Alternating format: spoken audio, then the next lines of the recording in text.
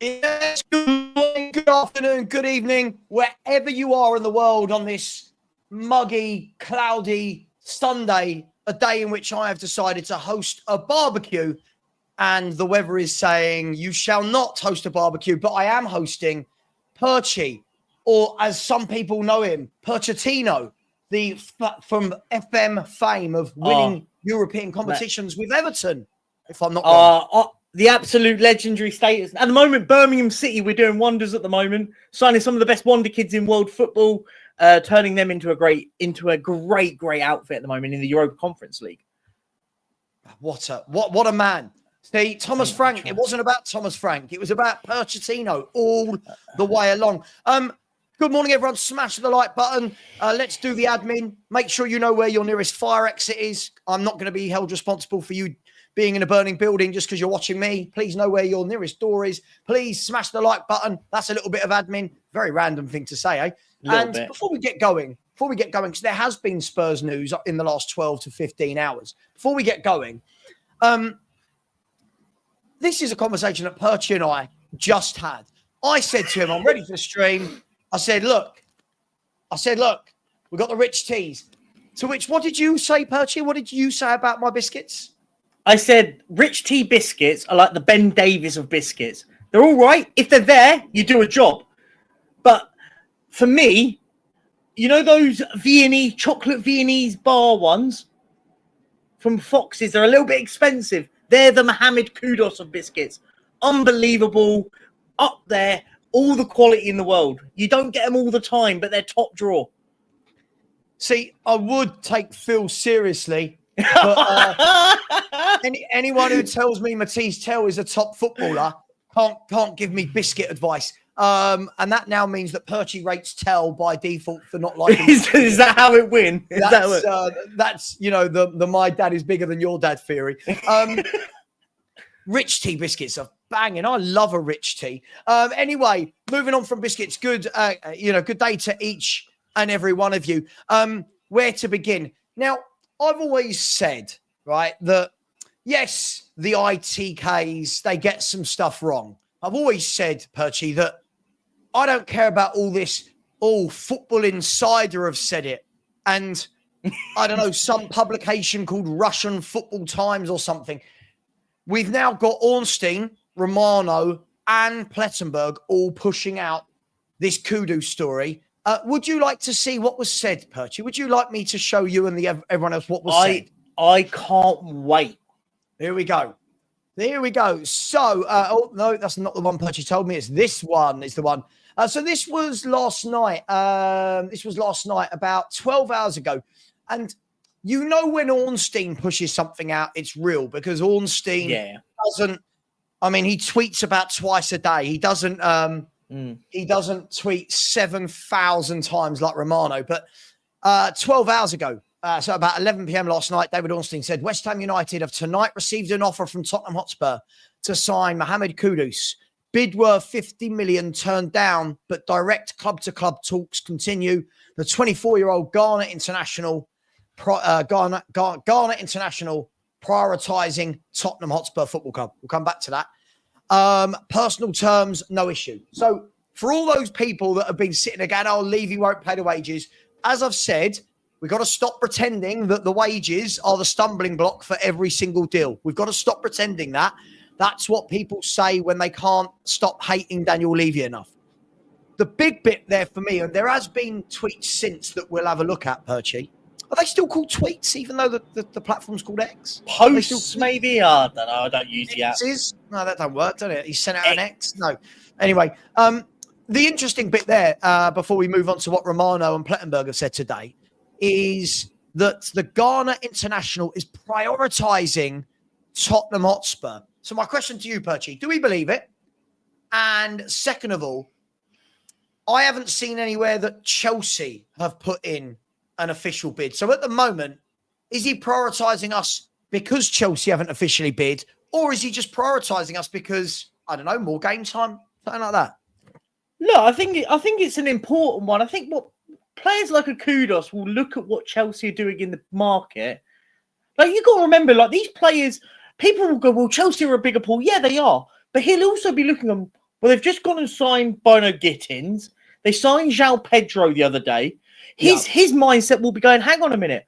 I want first team football here. We need more football. And I need more football. And I think for me, that's where he'll be looking. He'll look at it and go, if I go to Tottenham, I'm their best attacking player. His mindset will be, if I go to Chelsea, I might think I am. But when you've got 16 other players around you trying to get a position in, so I think it could be very much that. And I think the personal terms thing, it was never on that. I think it was about where the player wanted to go. And the fact that the player wants to come to us, look, I think that's something we have to... Everyone talks about negativity all the time and everyone's negative. But I think Kudus is a top player. I've said it. He was one of those players pre-West Ham. I said, now that's the player we should be going in and get. I don't think it is. For me, Barry, I don't think it is about Chelsea just shoving in a bid. It doesn't. Football doesn't work like that. You got these conversations, right? I always say this about this. When someone like Ornstein puts this out there, that normally means that the player has gone and done his homework and gone, that's where I want to go.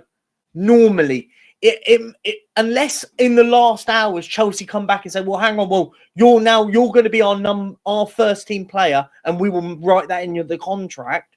Very different, right? But look, I think I can understand why the player would rather come to Tottenham in the context of game time, right? You think so? I mean, look, I agree and I disagree all at the same time. I know we're not allowed to disagree, Perchy, and everyone tells us that we never disagree. So stand. What are we doing here?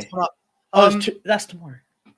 I just think that, look, Chelsea do have that pull. And listen, I always worry when Chelsea's name are linked with a player. By the way, it seems like Chelsea's name is linked with every player just because they do have that pull. But listen, if the player's interested, I want to show you something in a minute that will change this conversation and makes me laugh. By the way, smash the like buttons, people. Big up to Paul Watkins, who's always very generous in the chat. And if I'm not wrong, Paul has gifted a Football Heritage TV membership. So thank you very much to Paul for that.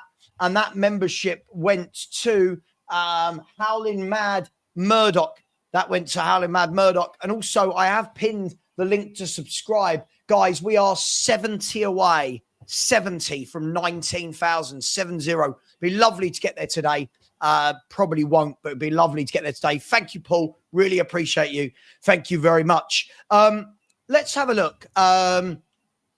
This is what I think. Let's go to Plettenberg next, because Florian Plettenberg's posted this. You love Plettenberg. Huh? You love Plettenberg. I do love Plettenberg. I like Florian Plettenberg. I like his Harry Kane banner. He loves Harry Kane, doesn't he? Now, yeah. when the whole Kane saga, he loves him. I like the concentration as he's either headed that ball or about to head this ball. I want to know how many takes that took as well. Yeah. But no, I like Plettenberg. I feel like he's I don't know. There's just something about him that's very likable when he talks. Let's have a look at what Florian said then. My mate Florian. By the way, someone said to me the other day, why don't you try and get Romano or Plettenberg on your channel? And I had to remind them that you do realize they charge like £2,000 for half an hour to tell me lots of things that I will already know. They will say everything they put on their Twitter account. Yeah. It's almost like you think we're going to pay $2,000 and he's going to come on and go, right, well, I've been saving this for your show, but Spurs are signing. Where are we? Not this. 18 minutes ago, Florian Plettenberg said Tottenham are pushing to sign Mohamed Kudus. Negotiations with West Ham are ongoing. The 24-year-old winger is very open to the move. His agency, Roof, I like that, Roof, are leading the negotiations. There are many options, but Tottenham really want him. Saudi clubs are interested, but his goal has always been to move and play at the highest level in Europe. Deal on. The scary bit there for me was many clubs interested. That's the many options. Am I right as a Spurs fan to worry about that? You know, like most clubs wouldn't care about the rivalry, but once bitten and all that. Yeah, I understand that. I think the problem is a lot of what these guys do will put that in the end because it covers themselves, right? Like, and I think I think that's what I think. What a lot of like Plettenberg, Ornstein now, they're Stinker and Hook, get out of it. Now I think what a lot of what Plettenberg, Ornstein, Romano does as well. What they do is they cover their backs, right? Because then if all of a sudden Chelsea or Man United or Bayern Munich or someone out of nowhere, then they'll go, well, they'll say, well, other clubs were interested in him. So, or if Tottenham miraculously pull out of it for whatever reason. So they always do. I think a lot of that is done to cover their own backs. But look, it's positive. I think it's for me now. It's all about get the deal done. Do you know what I want? Tomorrow we start getting Here We Go. Just literally an hour before the What Are We Doing Here podcast would be brilliant. If you could do that, Romano, just about 5 o'clock maybe tomorrow. Here we go for Kudus, just so we can have a good show. But just a little. We'll pay him $2,000 just for that, shall we? But in theory, like it'd be good to just hear that tomorrow we get the news that deal's agreed, the player's on his way to get his medical, blah blah blah, and then we can announce him in the next couple of days. Like that's what I want to see, right? But it'll be interesting. What I don't want with this is now that the player's happy to come. Now we're bartering between 10 million quid. Let's get it done. Get it sorted. For me, these are good news. It's good talks for me. Yeah. I mean, look, let's move to Fabrizio because he said a sentence which made me laugh. By the way, we'll come back to the Noni Madueke thing. Is making me laugh so much. I love this. The Arsenal fans are in utter. I mean, listen, we're always in meltdown, but when Arsenal fans are in meltdown, it's like a different level of entertainment. Mate, their class for it is brilliant. However, Lee Gunner is not. He is super positive about the Noni Madueke deal. He's loving it. I think he's doing it a little bit satirically, though. Okay, right, I see. Because everyone else is in meltdowns. He's done the complete opposite and taken the piss out of it. I like this. This comment from Romano, right? This is Tottenham Hotspur in an absolute nutshell. And see if you can guess which bit I mean. Said Tottenham are set to bid again for Mohamed Kudus next week. Next week. No clues there. As players keen on joining Spurs. Chelsea have also... Hang on, it's so small on my screen. I can't even bloody read it. Hang on 1 second. Let me go to the back. Chelsea have also been in touch with Kudus camp, with more clubs also interested, but Spurs want to accelerate. Thomas Frank already approved Kudus as key target. Now, that was 3 hours ago. I'm pretty sure as well he might have said something last night. No, he didn't. He said last night, didn't he? I'm sure Romano said something last... No, it was Ornstein that said last night, wasn't it? Yeah, sorry. Yeah. So when we look at that, the key word there was, we're just bid next week, Perchy. We're just bid next week. And I've almost got this little kind of Benny Hill sketch type video in my mind of the message coming back from Chelsea that no, they've rejected it, and everyone running around the room panicking and going, oh my God, what do we do? What do we do? Whereas other clubs go, oh, it's been rejected. All right, just chuck another 5 million in. I just almost see Spurs as a bit of a laugh and a joke. Why are we not bidding now? And why are we letting look at, he's doing that t-shirt. He's doing the t-shirt wallpaper matching thing. I see. Unbelievable. I love it. Absolutely love it. It's like you've thrown up on a night out. Perchy, next week, why are we not bidding on a Sunday for religious reasons, or what's going on? Why are we not bidding today? No, but for all we know, we don't. Like, I think these are again. I think a lot of these words are very speculative. Like there's no way Romano is going to know when Tottenham are going to place it. Then he's not sitting there going, "Can you tell us what time and day and stuff?" I think it's more speculative because it's a Sunday, more likely. But look, you would expect that the deal will happen now. From what that looks like, if it doesn't, I'll be disappointed. You know, I really rate him.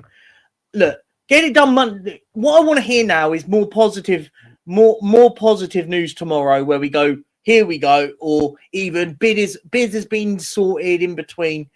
For me, it's going to probably be the conversation will be is how much money paid up front. That's more likely going to be the conversation, what is going to be in the negotiation. Yeah, rather than the actual end fee, it's probably going to be right. Yeah, Daniel Levy's probably said, right, we'll give you 65 million, but it's going to be 5 million up front, and then we'll give you £1 million for the next 60 seasons. But James, welcome to the show. Right. It almost feels like it's our turn. You know, it's like it's our turn to get some news from Rettenberg and Ornstein. Yes, sod that Chelsea getting the news every day. Kudus clearly is the number one target. Like clearly, he's the one we bid for. We didn't bid for Eze. We didn't bid for Mbuemo. We've not bid for Semenyo. We've not bid for Simons. How are you feeling about the chances that Spurs might get this deal over the line in the next week or so? Yeah, so for me, obviously we spoke before. I think he's a fantastic player, and it's exactly what I like to watch in a football game. That is the sort of thing that sort of player that actually gets you off your feet. You know, drives with a ball. It's exactly what I want to see. But yeah, with what you're saying about them being linked, I agree with what Perchie said. I think a lot of it's like it's all kind of spectating. It's like, well, we'll guess it's going to be next week, like you said, because it's a Sunday. It's kind of hindsight, obviously. But I think normally these kind of things are sort of the go ahead. Once you've like had one rejected, there's obviously enough there to say, yeah, look, we're going to reject this, but you're on the right track. And then 2-3 days later, the second one goes in, and then it's either or further, then it's done. So as long as no one gets involved, I think you're kind of You're also, James, what you're not hearing is West Ham coming back saying we are not selling. It's not like Tottenham have put in a bid in and then they've gone, we are in no way not selling. Normally you get that like when it's a player that they're going, it will have to take something stupid for you to go and get this player. I think we're probably near enough around it. I think, I'll be honest, I think the fee's going to come around to be about 60 million quid. I think that's what I think it will be. Yeah, and that would be our most expensive player, right? I don't think anyone's actually... Solanke was more, no? Wasn't I thought it was 57, 57, wasn't it? I might be wrong. Yeah, probably 57. A Daniel Levy pride thing. You know, I don't want to be at 60. Get me at 57. But can I ask you guys? I'm still seeing. By the way, when I see comments like this, honestly, we're all the same. We're all so frustrated as Spurs fans, and we're like, "Come on, just for once, Spurs, just get it done." Why are we still seeing Spurs fans that are not sold on the idea of Kudus, but yet look at our squad currently? I can't make it work. It's like looking at my girlfriend as Susan Boyle and saying, I'm not sold on Margot Robbie yet. I'm not. Why are we not 100% as a fan base sold on this as a signing? There's two exact reasons. Do you want to know both of them? His name is not Eze, and he did some naughty things with Mickey van der Ven in that game. That's what it is. I'm telling you now, there's fans out there that will sit there. If Spurs get this done, I'm expecting some sort of like Mickey van der Ven cameo in his intro video. It's got to be. It has to be something like that. That'd be funny, wouldn't it? Yeah, like footage of him about to hit Van der Ven, and it cuts away to them hugging or something. Do you know what I mean? Yeah.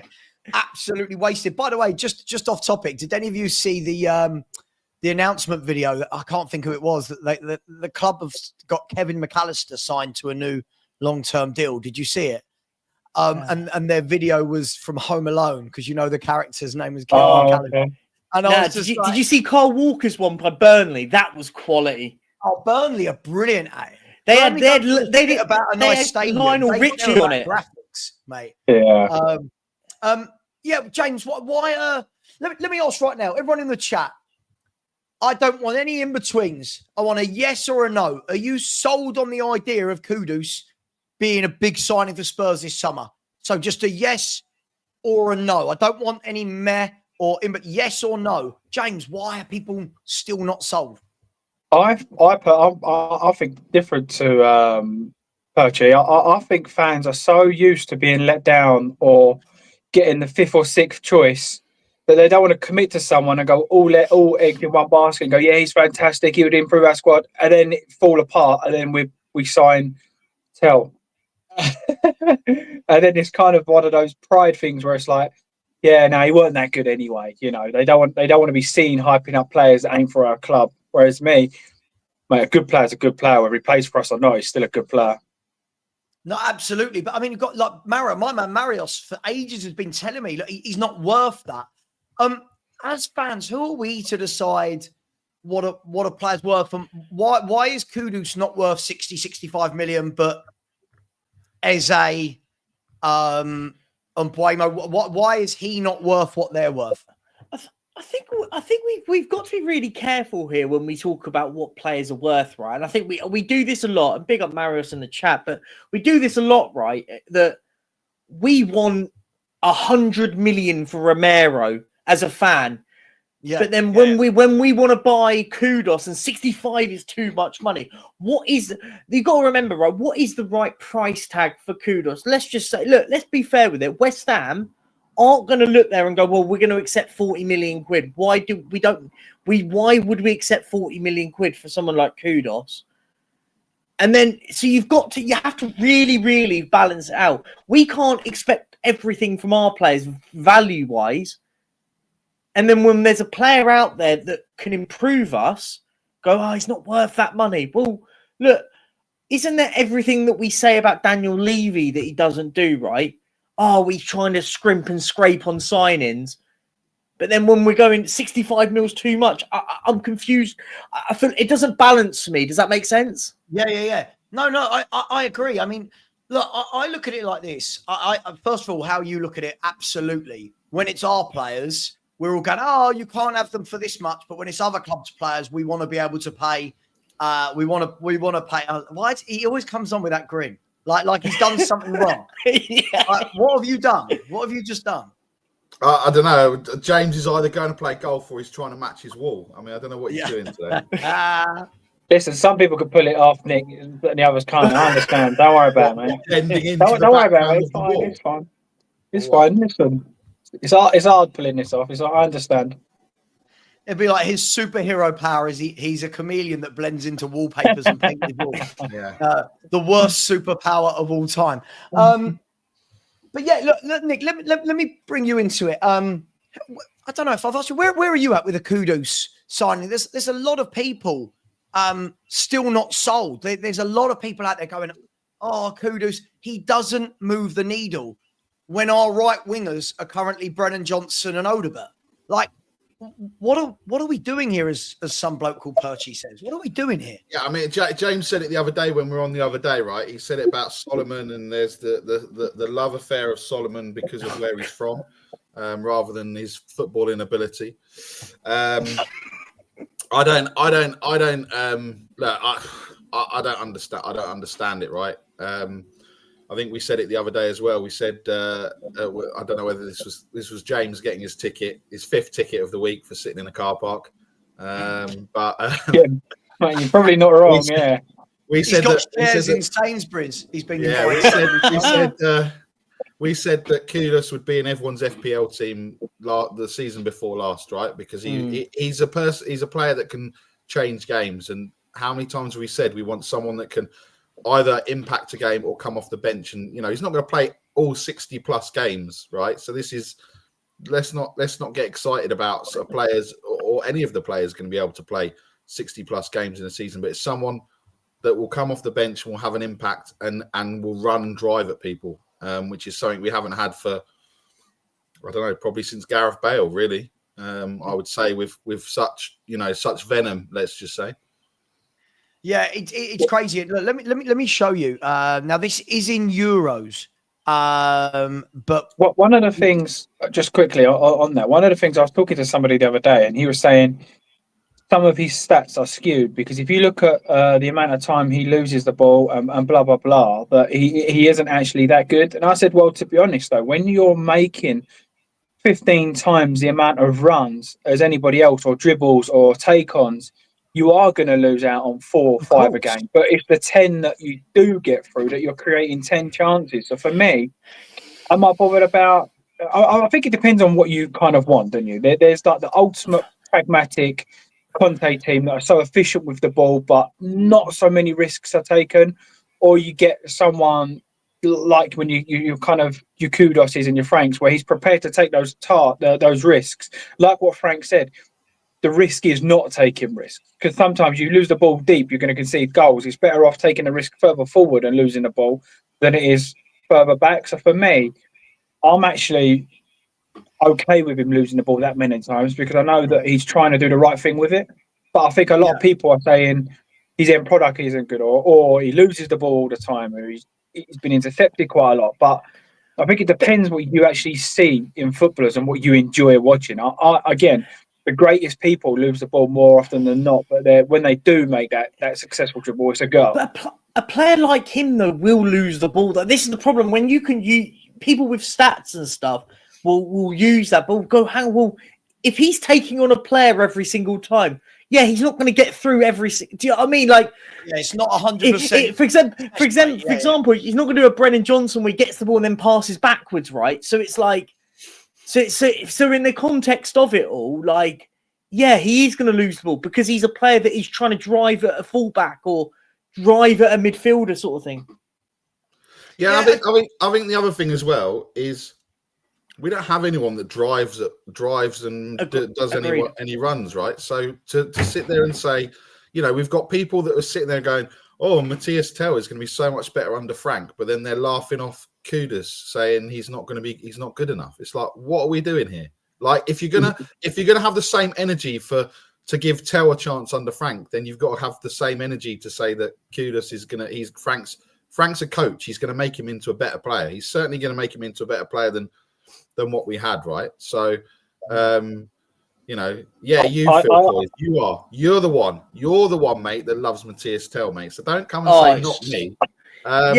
So we can hyper Tell sign him, but then this is mad. I want Chelsea to get knocked out of this Club World Cup because at the moment they're like in credit with their transfer window for the amount of money that they're getting from this Club World Cup, right? If they win it, which, by the way, Barry, they Fluminense in the semi?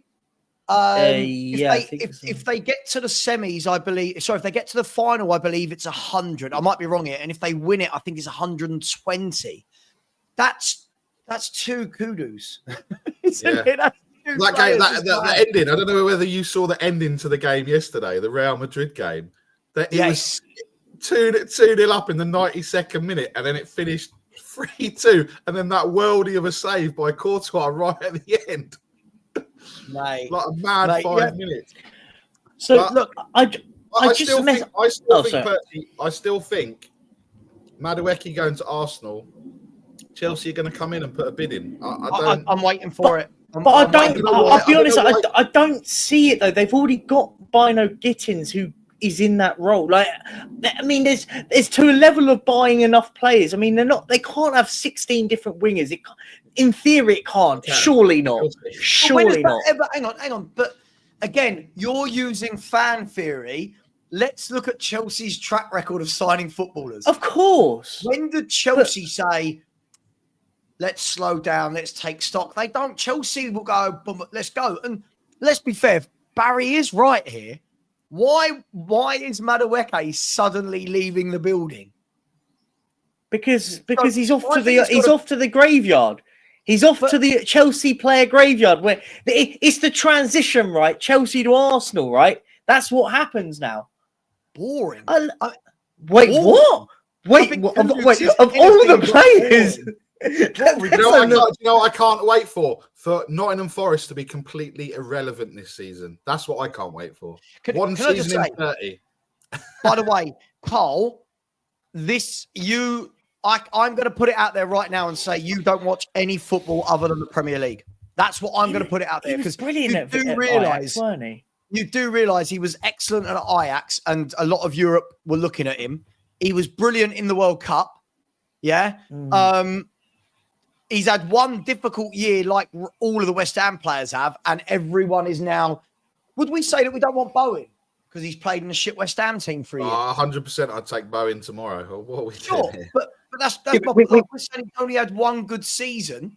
Well, we could almost say that. I mean, it's not one good season, but I thought Maddison was 30% of what he could be last season. So does that mean that we wouldn't take him? Like, it doesn't make it's all well and good. Everybody, for me, Dominic Solanke was nothing short of diabolic last year. It was horrible. Just say, for everyone that's in love with Eze, by the way, I love Eze. I would love Eze at this football club more than anything. I would love us to be a freestyle. I would like us to be the Harlem Globetrotters and have Kudus on the right Eze in the middle with Maddison and Sonny out on the left. Sod it. Let's just do that. Son, you've lost me there, mate.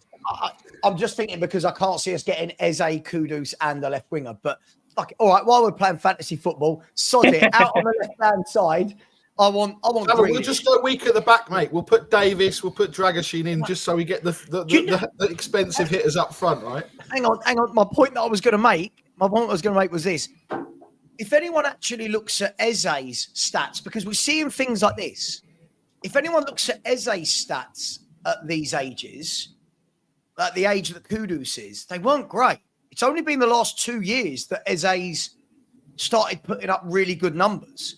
Up until the age of 24, Eze was doing okay. But by the way, when we're saying his output is bang average, his output, not this year, the year before, was 20 goal contributions in 45 games playing for West Ham. That's not in a Moyes team. That's not bad, is it? Do you know it's not? But do you know the one thing I've just been thinking about it now? Do you know the one thing that I could see happening? And it's a real off the shoot one. It may not happen.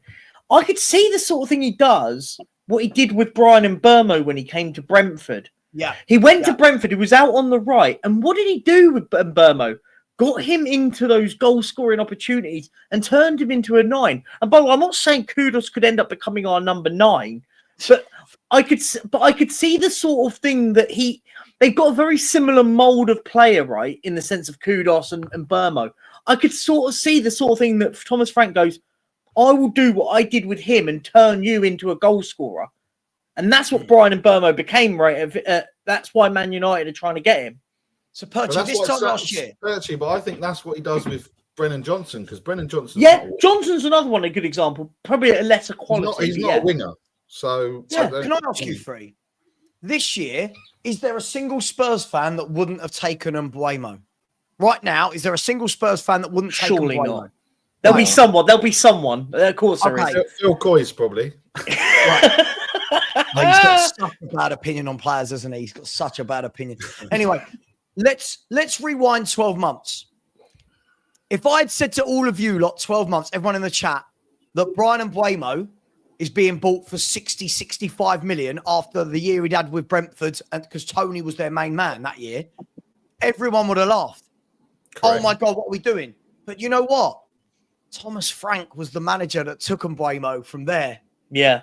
To there, right? Thomas Frank, I don't know if you know this, he's our manager now.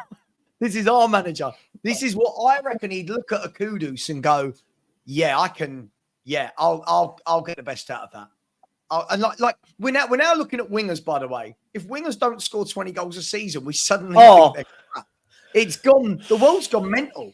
I think Savva, I think the thing is, if you go back before Haaland was there, you only really had Kane, right? And the rest of them, it was all like your Salah's scoring from the wings. So that was you know, and I think that's the problem. You see what, you know, players like that do, and then you think, oh well, every winger needs to do that. Everyone in Salah's position needs to do that. You know. Can I just defend Levy a little bit here? So, and I know people will hate this. I get what you're saying, Bourbon Buzzard, but I think that everybody knows the 85 million release clause that runs out, by the way, in 4 days, right? I think everyone knows that that's a bit of a nonsense. I think West Ham know they're not getting 85. Yeah. I think we all know the fee is going to be 60, 62, somewhere in that region. I don't blame Daniel Levy going in at 50 for a first bid. I think that's the level we should be going at. I think that makes sense. I think this nonsense, because he's got an 85 million. This is the funny thing, right? It's if we'd have got him at 85 million pounds a month ago, right? And then people would then be going, well, why are we not signing anyone else? Well, we just spent 85 million pound on a Kudus, right? So you've got to be a little bit more, like, you've got to think a bit more critically and think further than one player. Like, if you buy 85 million pound on one player, you're basically saying, I can't buy a lot of other quality further forward. I think the trouble is as well is that, and it's cheeky, is that West Ham clearly need to sell Kudus to do any business, right? So yes, he's probably thinking, let's put in 50. If they're that desperate, they might accept it. Yeah. Also, by putting in the 50, it gives you your honest answer of what it is they actually want. You know, like if 50 was that insulting, West Ham would shut the whole thing down. I think you're probably 10 million apart here. And I agree. listen, I think it'll be about 60. As much as we want to hate on Daniel Levy, I can't knock this man for every single thing he does. It's getting silly. Like so now he's not allowed to negotiate. Yeah. It's just Now, like I get it, right? If he goes up to 52 and then we go to 54, yeah, I'll be pissed off. But I fully expect the next bid to go in at 55 plus add-ons. That's what I fully expect the next bid to be. But I feel like we're just trying to. I feel like we're trying to. Daniel Levy's not spent £85 million on Mohamed Kudus. Because people like Matty K will be at the protest. No, he loves it. No. Matty's leaving in. He's leaving in. Yeah, absolutely. You'll be there, guys, become a member. When you go onto somebody's show, I'm going to show you, right? Because I'd say YouTube have changed this. So I use Sean, for example. If I go there onto Sean's channel, right? If I go onto Sean's channel and I click that button at the top that says view channel, right? When you go there, can you see it says subscribed? Because I'm subscribed to him and it says join. If you click join, it gives you the options to become a channel member, right? If you click join. So that's what you've got to do if you want to become a member of a channel. It's right there. Talking about that, let me go through some super chats. Big up to Aussie Frank Lover, who's just started a super sticker train. We love a super sticker train. Big up to you. Thank you for all your support. Really, really do appreciate you, my man. Thank you very, very much. Got to be the best Aussie I know.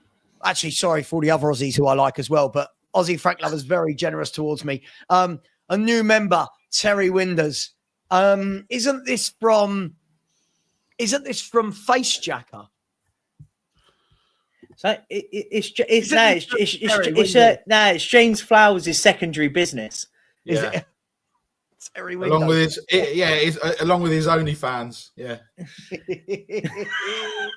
Big up James Flower and his OnlyFans. I hope in his OnlyFans videos he's wearing that green top and nothing else. Do you know what I mean? I hope that carries on going. Big up to Terry. Thank you for being a new member. We'll have a member-only show this week. It will be Tuesday, Wednesday, or Thursday. I'll let you know tomorrow. By the way, tomorrow you've got Savva and Perchi, the What Are We Doing Here podcast, which descended into absolute madness last week. Madness. I tell you. It was chaos. Paul Watkins, very generous lately. Thank you very much, Paul. Thank you very much for the super sticker. Guys and girls, if Paul can do that, the least you lot can do is smash the like button and subscribe. We're 70 away. We haven't had a subscriber today.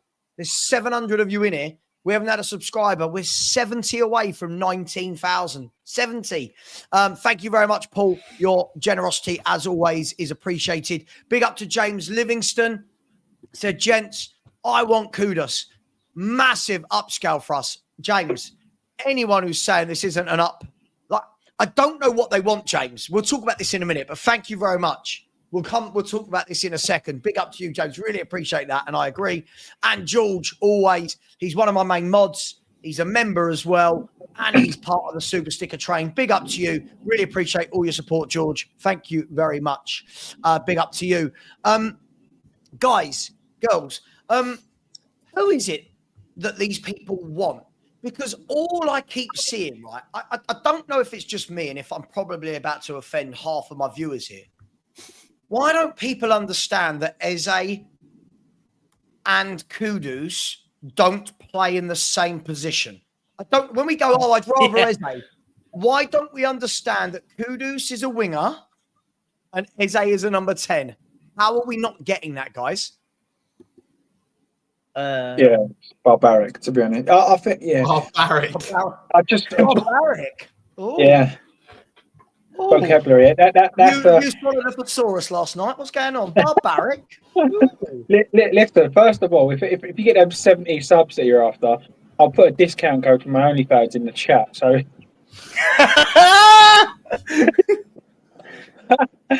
Discount. Yeah. But yeah, I don't understand it. I think, again, it's people don't want to get their rejection. They don't want to get hurt. They don't want to be, oh, but I was after him and we ended up with him. They see it as a downfall.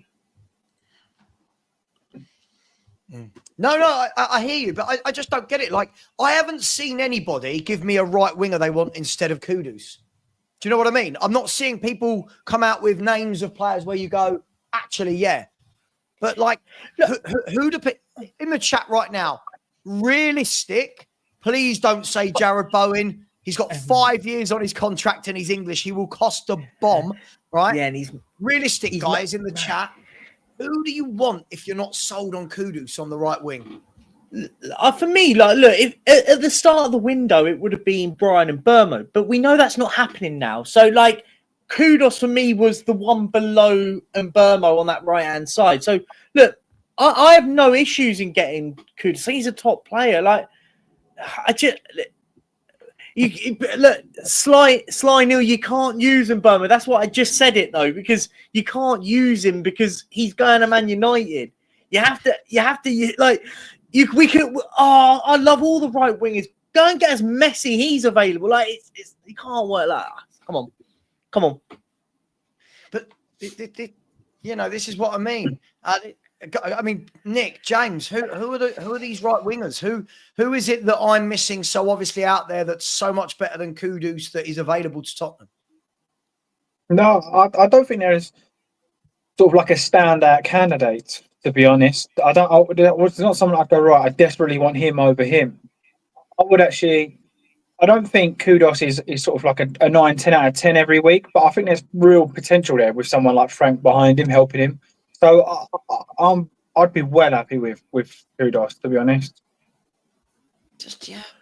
Nick, is there anyone we're missing? I mean, again, it's almost like our fans don't look anywhere else other than Mbuemo and Eze. It feels like we've got those two names stuck in our heads, right?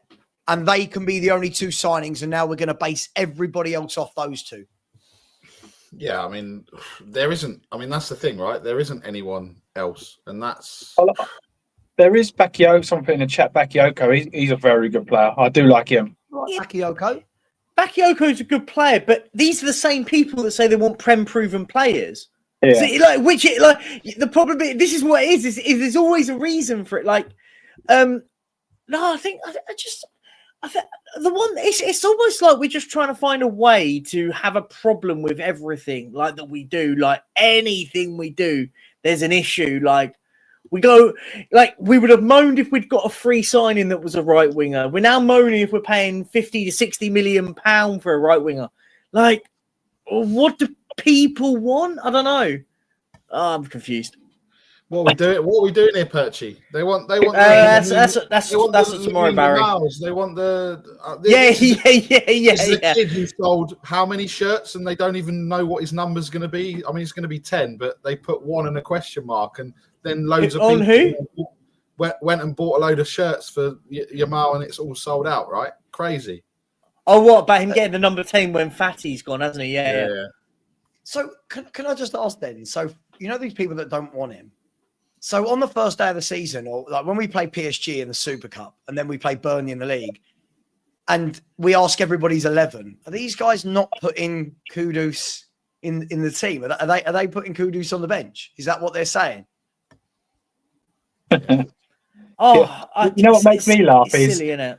All the players come back to training yesterday. Frank's had a look at them, and then the next day we're putting our bid in. He's like, yeah, I've seen enough. I'm done. I've seen enough. He's gone in to leave his office and said, nah, mate, you're not doing this to me. Bid and now. he's only seen him in the gym. He's only seen him in the gym and gone, that guy's not for me. Everyone's seen Kulu doing some stretching and they think he's back, and it's like he's miles away from being back. He's just doing a bit of Pilates, guys. Calm down. Listen, I'll be honest. I'm excited for this. Like, look, okay, let's have a look, shall we, at some of the players that everyone's suggesting to us. So, Conceição, I love Conceição as a little right winger. He's very frustrating. He's one of those that when he's on his game, he's unplayable. But he's also one of those that when he's marked out a game, he doesn't have the pace and power. But he's very tricky. I like him. Can't see Juventus giving us Conceição. And Mbuemo, sure, we've done this to death. And Mbuemo apparently only wants Man United. Everyone's said it. Is what it is. Eze is not a right winger. Alanga? Nah, not for me. Not for me. Personally, I would rather... What's the price tag for Alanga that Newcastle was said to be paying for him? Well, apparently they've just turned down 55, haven't they? Here's the question: is Elanga anywhere any better than Mohamed Kudus? That's the question, right? So my point is on the price tag range. We're talking around 55, 60 mil for Kudus. Is Elanga that much better quality-wise? Again, he's another player for me. Elanga is one of those that I can see why Newcastle are going for him. He fits their mould and what they want, but he's really only had one good real season, right? Really nice, good player, but he's not been blowing away season after season, right? Again, I mean, I remember beginning of the window when I was like, "Oh, I like Semenyo." I was told that he was shit. Yeah, Kudus. It makes me laugh, right? We watch our wingers week in, week out, and we sit there and we're literally every week going, "God, we've got one of the worst forward lines in the league," right? Then we're wingers and we go, "Nah, don't want them." Pulisic, I mean, not for me. Nah, right. Not for me. Hutchinson. Listen, I like Hutchinson. I think he's a decent little footballer. For me, that's another one where I go, I would have bought Hutchinson as the punt instead of Tell. That's the sort of player I buy there, if that makes sense. I don't buy him as a first team needle mover. Isn't Hutchinson the sort of player that West Ham signed when we signed Kudus?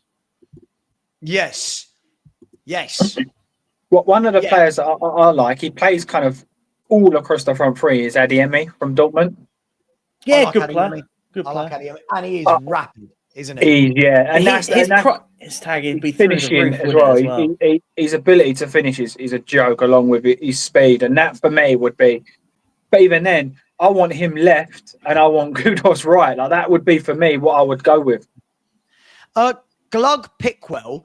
Do we need or want a right winger? Frank might think we don't need one. Well, Spurs have just slapped in a bid for a right winger.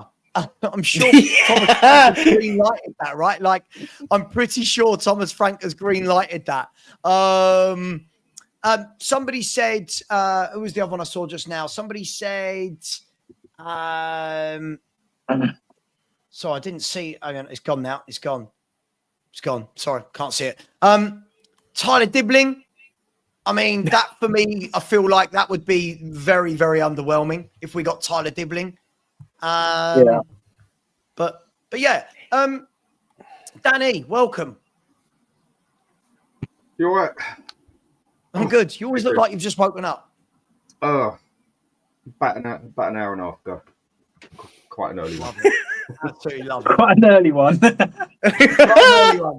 Yeah, I was up at 5 to 11 this morning. It was an early one. By 5 to 11, James has fitted 15 bathrooms and he's sitting back at home in his living room by 5 to 11 in the morning. What do you mean? I can't see him.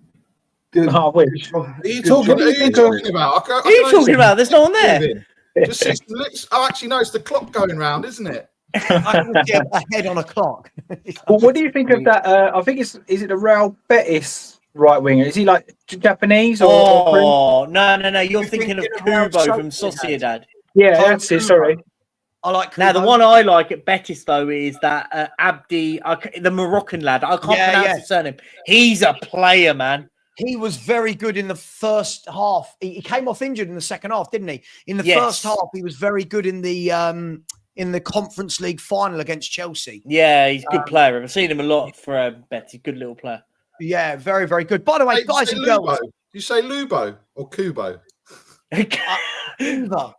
Eva, we'll take. I'd like to see Lubo on the right wing. I'd like to see Lubo. He'd only play. He'd have a clause in his contract. I'm only playing right wing if Gray's next to me. Yeah, I was about to say. All he'd do is cut in 5 yards and give the ball to Archie Gray, so he can. He'd still want Levy out paying his wages. Daniel Levy would pay Lubo's wages and Lubo would give it to charity every week because he hates Daniel Levy. Yeah, I'm sure he would. And he wouldn't say thank you to Daniel Levy for a pay rise either, would he? No, you lot in the chat are tight. 700 of you in here, no subscribers today. I mean, that is absolutely ridiculous. And 700 people, 206 likes. 2 in every 7 people are smashing that button. Come on, people. Harvey Barnes is being mentioned. Guys, I like Nah. Harvey Barnes. You can't compare him and Kudus, surely. No. I'd want Harvey Barnes as one of my 4 wingers. Harvey Barnes, for me, I think is a very good. I want him coming off the bench 25 minutes. I think he's a good rotation player. I don't know if I want Harvey Barnes as my. How much are you going to get for Harvey Barnes? That's the key one. Newcastle have no reason to sell, right? So how much money is he going to cost? I mean, I think that's the other thing. I think the other thing is who comes, because if we're free throwing and picking who we want, then all right, fair enough. Maybe Kudus ain't the one I'll pick if it's a free for all. But you have to take into consideration that we are Tottenham Hotspur, because it's the same on the left. You could say whoever you wanted. You could pick Adeyemi, you could pick Gordon. Do you know what I mean? Where do you stop with the realistic side of things? I just want to say, there's a few people I just saw in the chat. By the way, Mohamed Kudus.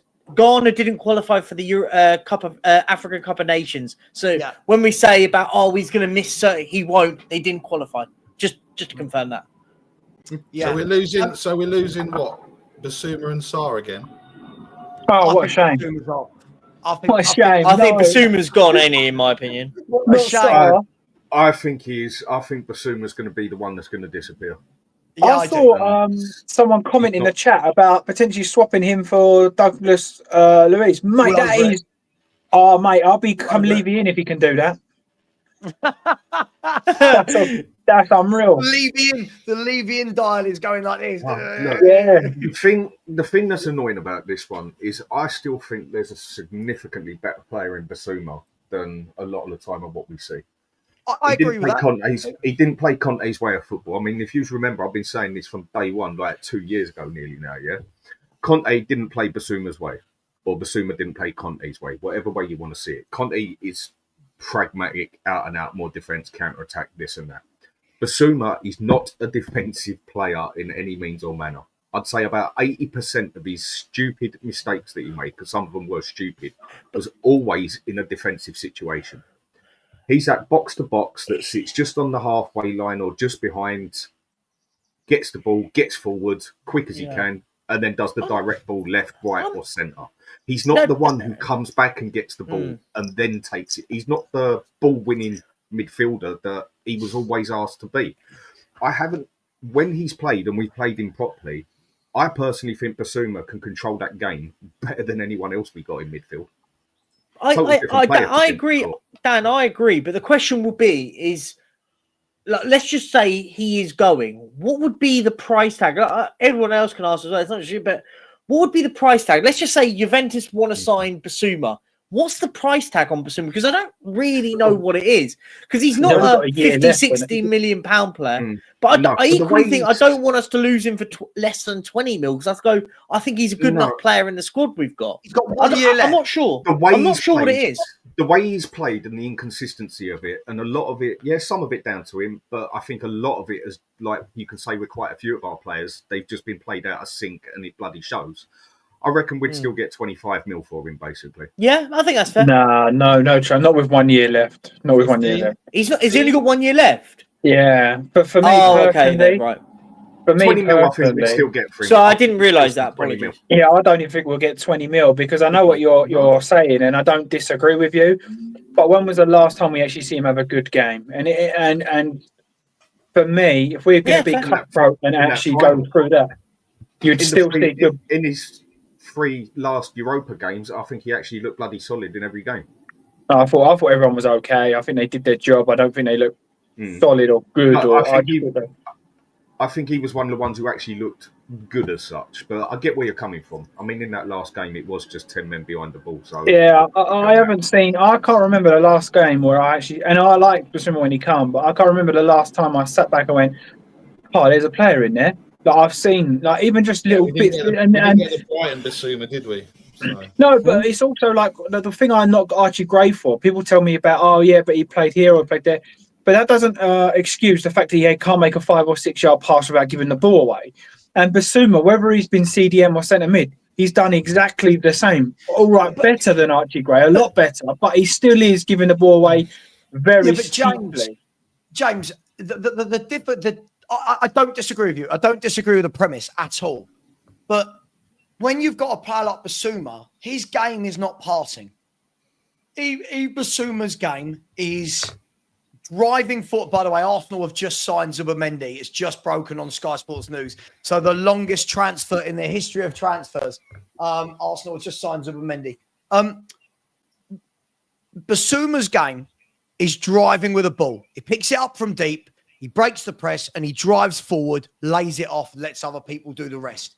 We've got him sitting there protecting a back four and then trying to get him doing the passing. I don't want him passing the ball. But he's not even playing in a back six to bloody defend it, for God's sake. No, exactly. But I do agree as well. I do feel we've had him long enough now, and I can't be contradictory. I think we've had him long enough.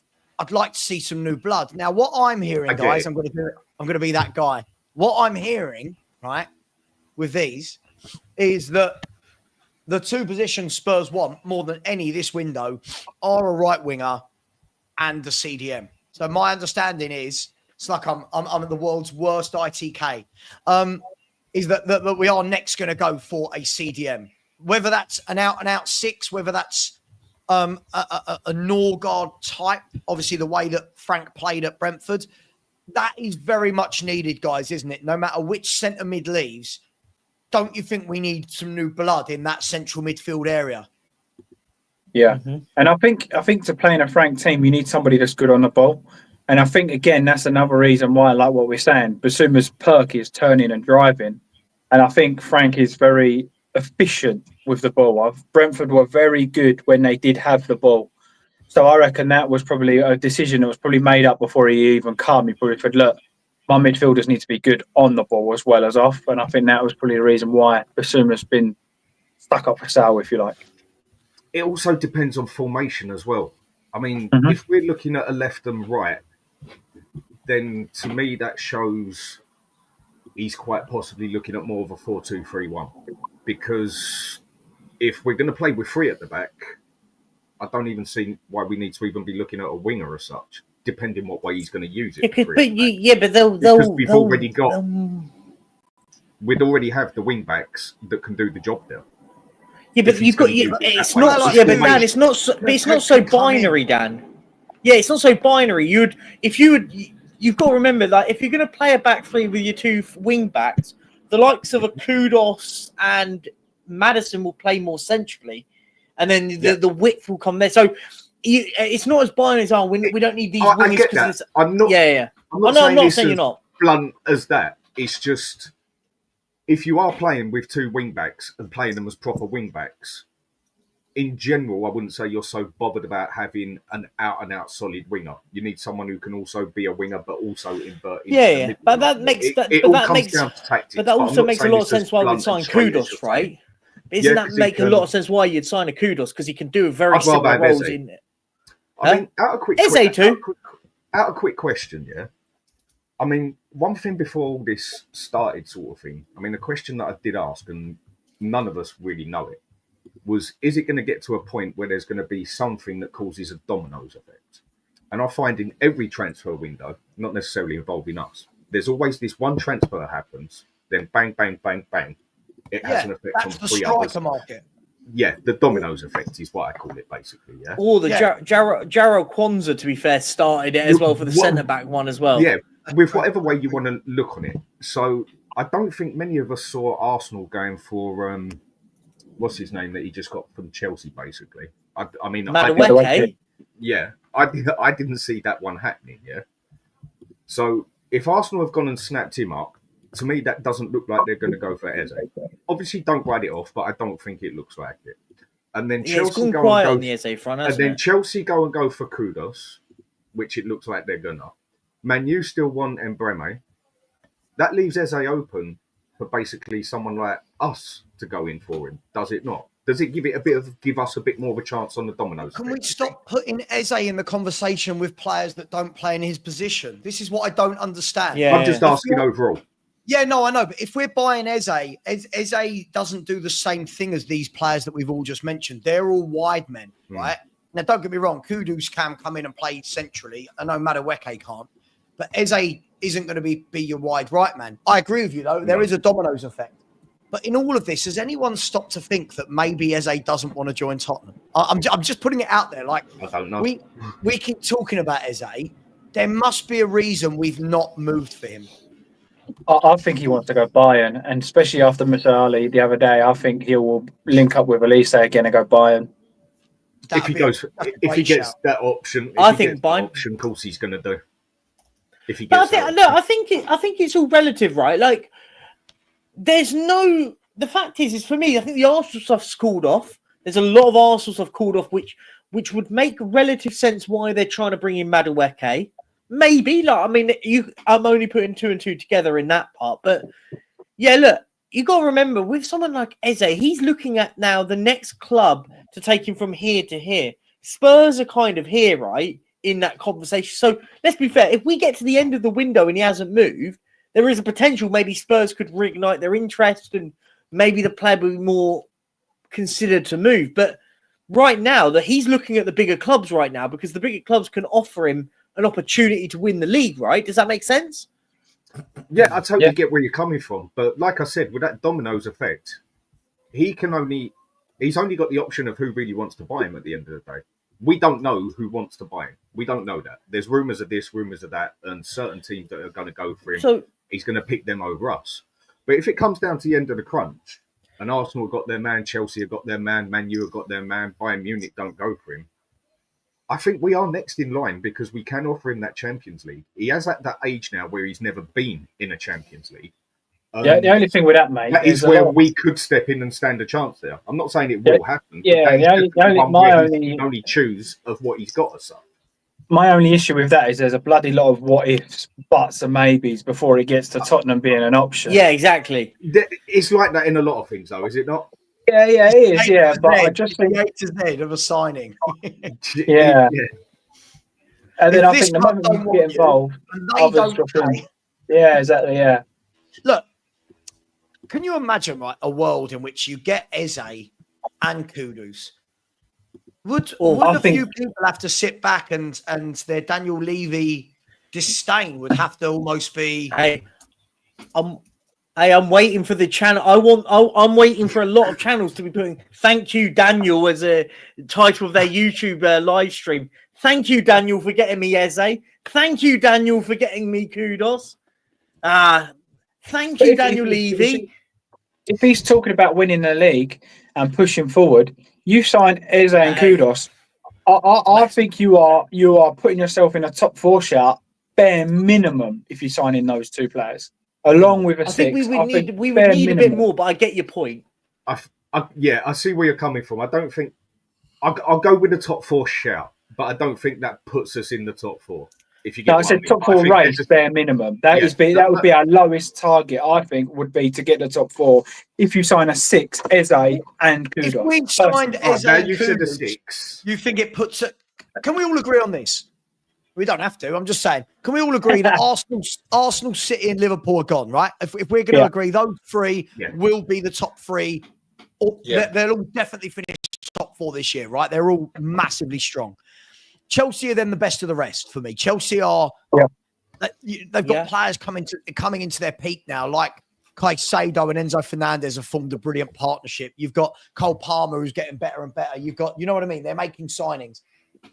For me, I'm going to ask this to James's point. If you got Eze and Kudus, does that then put us level with Chelsea? I still don't think we'd have the squad to claim that. I still don't think we'd have the striker to claim that. Yeah. But do you guys think that we should be challenging Chelsea for 4th if we get those 2? I don't think it puts us in an automatic place for it as such, yeah? But again, depending on the manager, depending on how he plays the formation, because I think all of us have actually agreed that if Ange would have just sorted out the defence, we would have conceded 20, 25 less goals sort of thing, which would have easily put us 20 points up. So this is all going to come down to the manager. If he gets that team that we've got right now playing the right way to what suits them, right formation and everything to what they're best at, we're already, in my opinion, at least 9 places up the table. Then we go with 2 players like that. I don't think that gives us an entitlement to 4th base as such, but I think we've definitely we've got a shout that we can aim for it as such, if you get what I mean. But I'm I not think- saying we are in it, if you get what I mean. But I think we've got a cool, I think is the word I want to use. Lubo's just messaged me saying me and Archie in a double pivot. Oh my god. I would say if you're adding a number 6 to that, What's I that think, way? yeah. He's training him in the back garden. I thought you were about to say number 6, as in you wanted to actually bring Lubo in your 6. Now, if you add the Eze, Kudus, and a number 6, I think yes, we're on par with barring. I know injuries are when you get injuries, then yeah, but I think starting 11 on par, if not potentially slightly better. Yeah, I would say that a good 6 and 2 wingers like that. Yeah. What I would say on that, look, I think the best way to compare it is to last season, right? And I said, and I stand by it. I said if we had a better manager with the team we had last season, with the way the season went last season, we should have qualified for the Champions League in league position. And I stand by it. People argue the toss with me, and that's fine. But I looked and I went, there's not those levels of quality in the Premier League where you go, wow, there's 4 teams that are just blowing the water out. It was at one point you had about 8 teams by about March. There was about any teams from about fourth, third, or whatever it was, all the way down to like 10th. It's very tight at the minute, isn't it, Perchy? Justifiably. But there's so many players in that mix, right? And I said all along, we should have been in that mix between 3rd and 8th last season, quality-wise. Now, you go and get Eze, you go and get Kudus, and if they hit the ground running, and you go, well, the one thing what we won't be next season is we won't be wide open defensively. We're going to be solid defense, much more solid. Even if we don't sign another centre-half, we still will be with the players we've got. So I look at it and go, I'm trying to work out in my brain, where are the points coming from and the wins coming from? Well, we aren't going to lose the quantity of games we lost last season, and we're going to win a lot more games than we did last season. So I genuinely think we will be in that conversation. The question is at what position? I think we'll get European football next season, at qualifying in league position. But you sprinkle magic, as I said, you get Eze, you get Kudus over the line, and you go, now you're talking, right? Now go and get in a defensive midfielder if Basuma's going. And if you can find a way Solanke to score goals, not I'm biggest fan of Solanke, but if Thomas Frank can go and find a system that man can score goals like he did at Bournemouth that season, we don't know if that was a flash in the pan or if that was a system thing. You've then got your goal scorer. I'm not sitting up for me. I would sell, but you're not going to sell the likes of Solanke. So go and find a way for him to score more goals. Gaza 1991 has just put the funniest comment I think I've ever seen in a chat. This? No. No. All right. Oh, I know what you're saying. Hang on, let me find it. I can pick if you want. It's almost as good as Savva's Rich Tea, a fetish. Yeah. Just one. Yeah. I always forget that Perchy's got control of my channel. It always confuses me. But guys, we are talking about Chelsea, who were 31 points above us last year. Like this is a huge jump. Now, 31 points is without them improving. So there's nothing to say that Chelsea won't be better next year and add another 10 points on. So I'm a bit optimistic. We lost 22. I think that we could easily we could get 10 more wins out of those 22 defeats, and 10 more wins is bang on the points. 30 points, isn't it? Yeah, I agree. Yeah, that's my theory on it. I think there's That'll be we fifth. got 10 more. If we get 10 wins, 10 wins difference. That's 68 points. So that's fifth. That's my point though. I think if you can flip 10 wins from last season to this season, you're in that conversation for qualifying for the Champions League again. Yeah, I get that. I'll go with that. And the main issue is that I keep saying, others are saying it's our attack that is the problem. That yes, our attack is the weakest bit. But the thing that let us down more than anything last season was that defence. And it wasn't because it was that much of a bad defence. It was because of the way the defence was set up. And I said it over and over again. Sort your defence out, or even just stop using the inverted wing-back so-back and come back a few yards. I think that was 30% of Angie's tactical problems sorted out, basically. And the amount of goals we conceded over and over again in the same ways that cost us games over and over again and points and that. You sort that defence out before we've even bought anyone. We're already significantly up the table, in my opinion. Even with certain clubs buying people, obviously take out Arsenal and that. But I think we're already up in a top 7 sort of fight at the minute, and that's without buying anyone. That's just changing the formations. So we then go and make the transfers that you're talking about and that.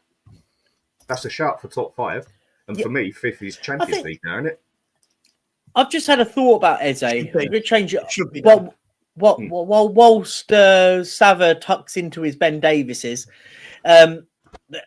honestly, shocking biscuit. They are the worst. They are horrific, mate. Honestly, I expect better from you. I'll tell you what, guys. Tell you what. Sorry, guys. The rich tea is a staple of this country. Oh, I forgetting that you've got bloody access. Why are you still admin on my channel? Why? As He you just were, done you up like but I wanted to sort of touch on just quickly. My Ben Davis biscuits, though. Yeah, look how long they stay around for. Yeah, because no one eats them. Players get 2 or 3 years, 11 years. My rich tea biscuits. I'm actually tucking into Tony's chocolate. Has anyone had Tony's chocolate? It's elite stuff. Yeah. We got anyway. Savva, Perchy being admin for your channel got him into trouble. So you know. I'm just going to go and get a cup of tea so I can dip my biscuits in, all right?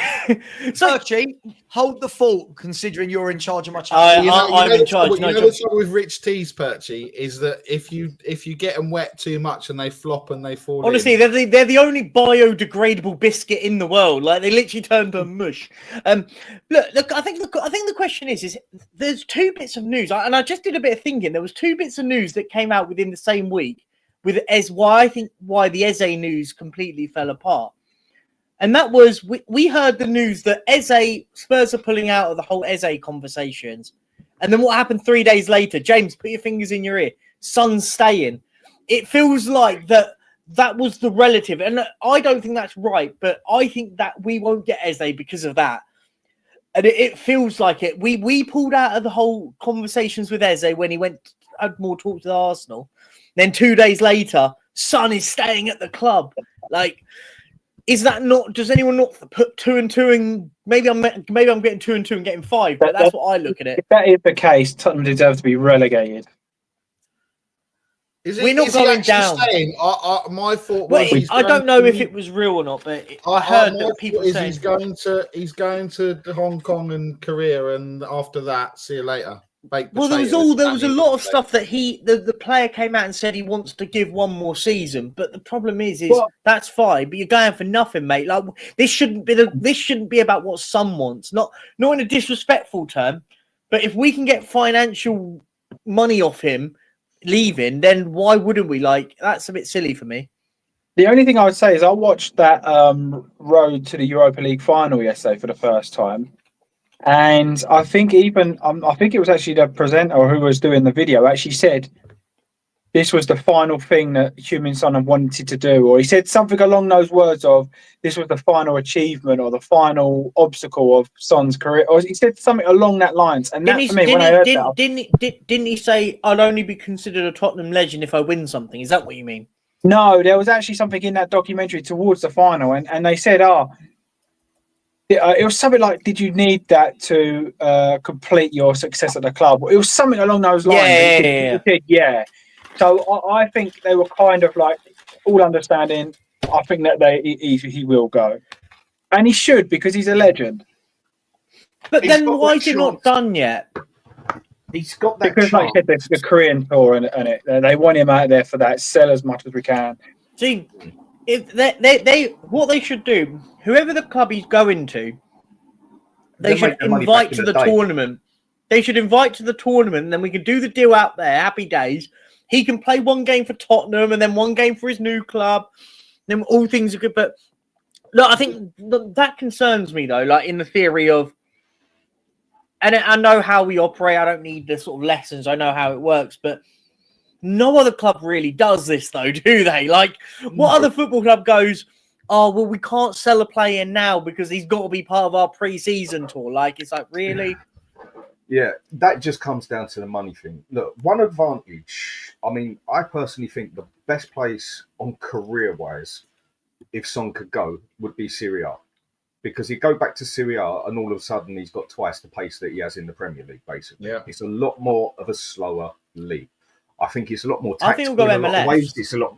Yeah, but I'm saying where I think he should go to get the best out of what he's got left in his career. Because he would go to Serie A and all of a sudden he'd have twice the pace that he's got in the Premier League.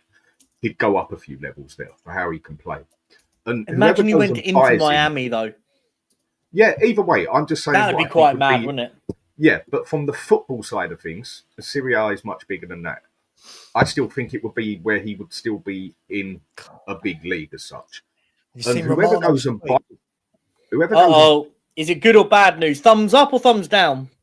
If you're an Arsenal fan, it's bloody good news. No. If So why have you not got your thumbs up then, Savva? Hang on, I'm just dipping. Careful, Rich T. they're quite flimsy.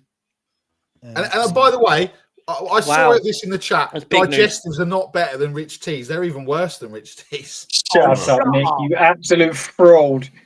The chocolate digestives, digestives, like yes. the Leslie King of biscuits. Chocolate digestives. Chocolate digestives are. Normal digestives, they're like stellar, like taste like cardboard. Nick. Look, on the last bit I was saying quick, whoever goes and buys Son, they're going to get their money back in that day. Easily. Like why Juventus went and got, was still willing to pay, what was it, 70 million for Ronaldo. Yeah? I mean, for his age and that, you were thinking 70 million, that's still quite a bit, but we all know how good Ronaldo is. And Serie A was the perfect place for him to go, basically. And I think it's the same thing for Son. Say Juventus go and get him, and Inter haven't really got the money and that, but say Juventus went and got him for 40 million. They'd make that money back in a day, maybe 2 days. For the amount of excess money that would come in with him. The only other 2 players that was able to, that I remember, bring in the same sort of money with them was Messi and Ronaldo. There's not another player out there that I can remember that can bring in the money that Son can, because he basically brings a country with him. Mo Salah. Possibly, yeah. He's the pin-up boy for Muslims, isn't he? He's the pin-up boy. Yeah. But you see where I'm coming from here. Wherever Son goes, South Korea goes, and they will go to the game. If you pay 40 million for Son, I'll stretch it a bit. You'll make that back in a week easy with everything. Because then you've got South Korea coming.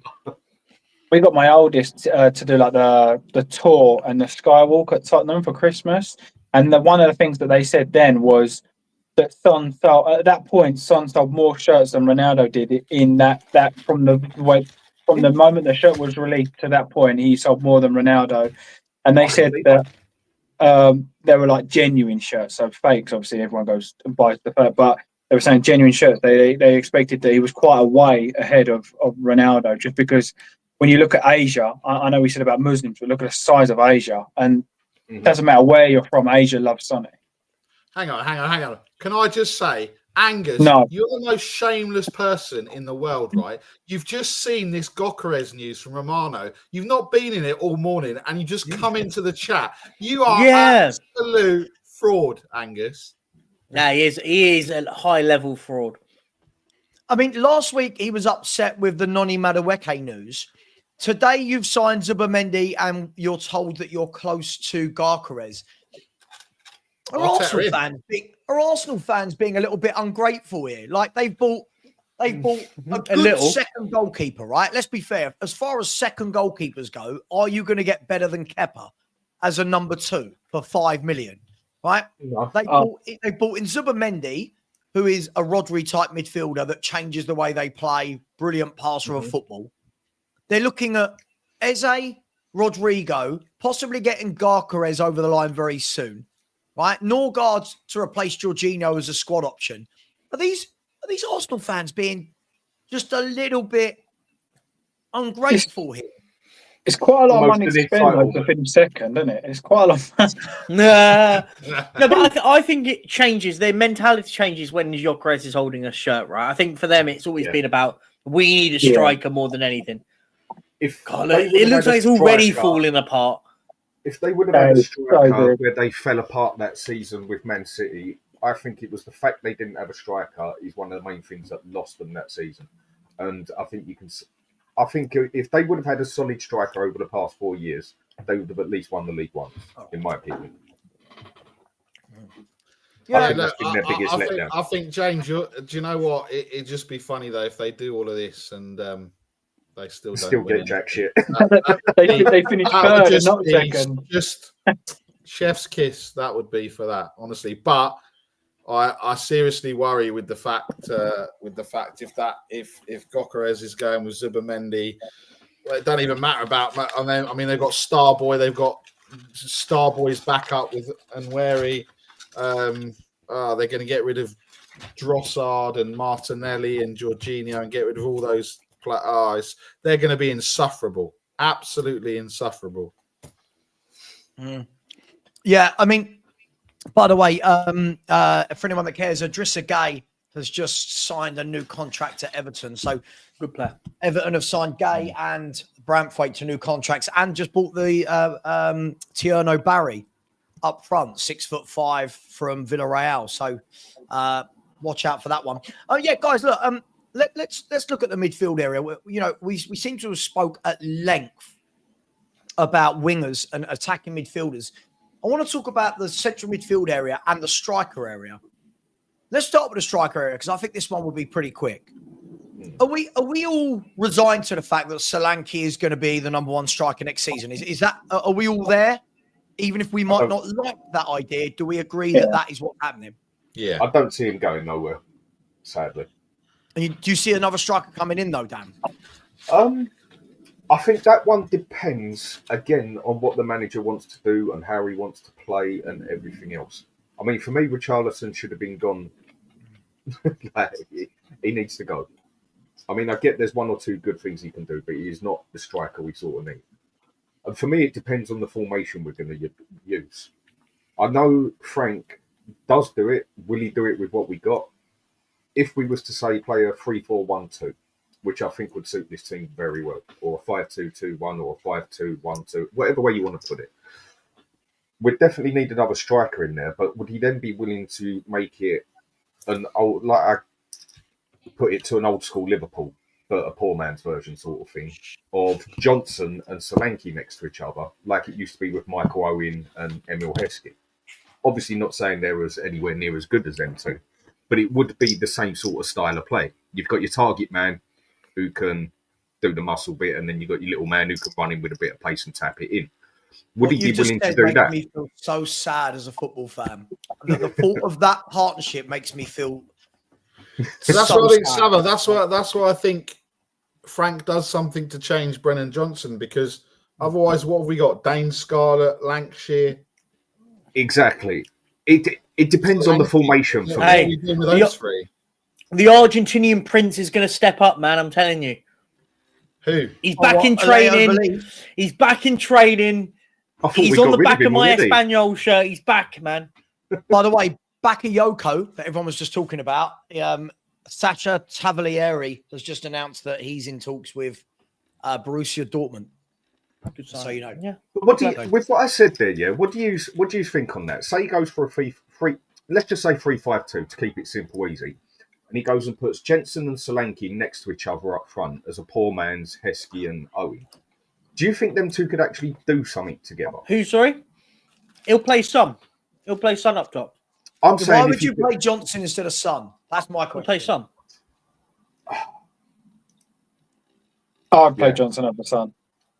You wouldn't. Yeah, but you don't. You're only saying that because you're only doing that to produce your narrative against Son, because you can't go against it. You know, honestly, as a striker, I think I think Johnson could become I don't want to say good player, but the only thing that gets him good at is being in the right position at the right time. And I think if he was up front, he would be in the right position at the right time a lot more than he was on the right wing. Being more of a poacher sort of thing and let the other man be the target man. But the manager isn't going to. Them two could work together in that sort of style. That's all I'm asking. Not whether you want them, whatever else. I'm asking, do you think them two could actually work together as a striker? because where they're so opposite, I do think they could actually work together. Not saying You know, my only It problem depends. with It depends how. Ryan- Obviously, it's going to depend how we play, right? But I get what you're trying to say. But there is no way that he doesn't start Heung-min Son. That, like, whether we think about it, there is no way the manager doesn't start Heung-min Son. Whatever we want to say about it. then I've got a problem with the manager straight away. Yeah, so yeah. But for me, Whether you can't, I think that's such a knee-jerk reaction, though. Like, whether I think about what Son, I mean, that's a shocking take. No, I think Son has come that far down on his. I mean, I still think. But hang on, Dan, hold on. On that point, was that because of the way that he was played under Angepostecoglou and not him as a player? If Frank comes in and says, "Look, I don't want you out wide because you haven't got the pace now to do it. But what I will do, I'll have you down the middle, doing X, Y, Z, and finding a way for him to score." You know what? On that aspect, I can go with you. I'd go either side on that one because I think you could be right there. Maybe he just hasn't got that pace and stamina to do it from the left and cut in anymore. Do we use him as the man and just play him as a get the ball? I disagree so much. I disagree so much. I'm not saying that couldn't work. I can go with you on that. No, yeah, it could, but coulda, woulda, shoulda, and stuff, so. isn't it? Again, Exactly. Yeah, but then we can say that. Can we all sponsor James for a Sun shirt this season, mate? I want him to. Yes. No, listen. For me, people were saying, but he couldn't cut in, or he didn't have that same thing. He must have missed about 8 one-on-one sitters last season in front of goal. And that's nothing to do with running in from the left or being in the right position. It is basics finishing. So now we're going to say, let's put him up front, even though he's missing basic. I don't know. For me, listen, I loved Son, but let him go. Just get rid. It comes to a point where it's like, this is too much. I would rather Richarlison play left than I would Son. That's the European winning captain, please. Could you show a bit more respect? Please. Nah. Even when he come in that European final, it was crap. Let's be honest.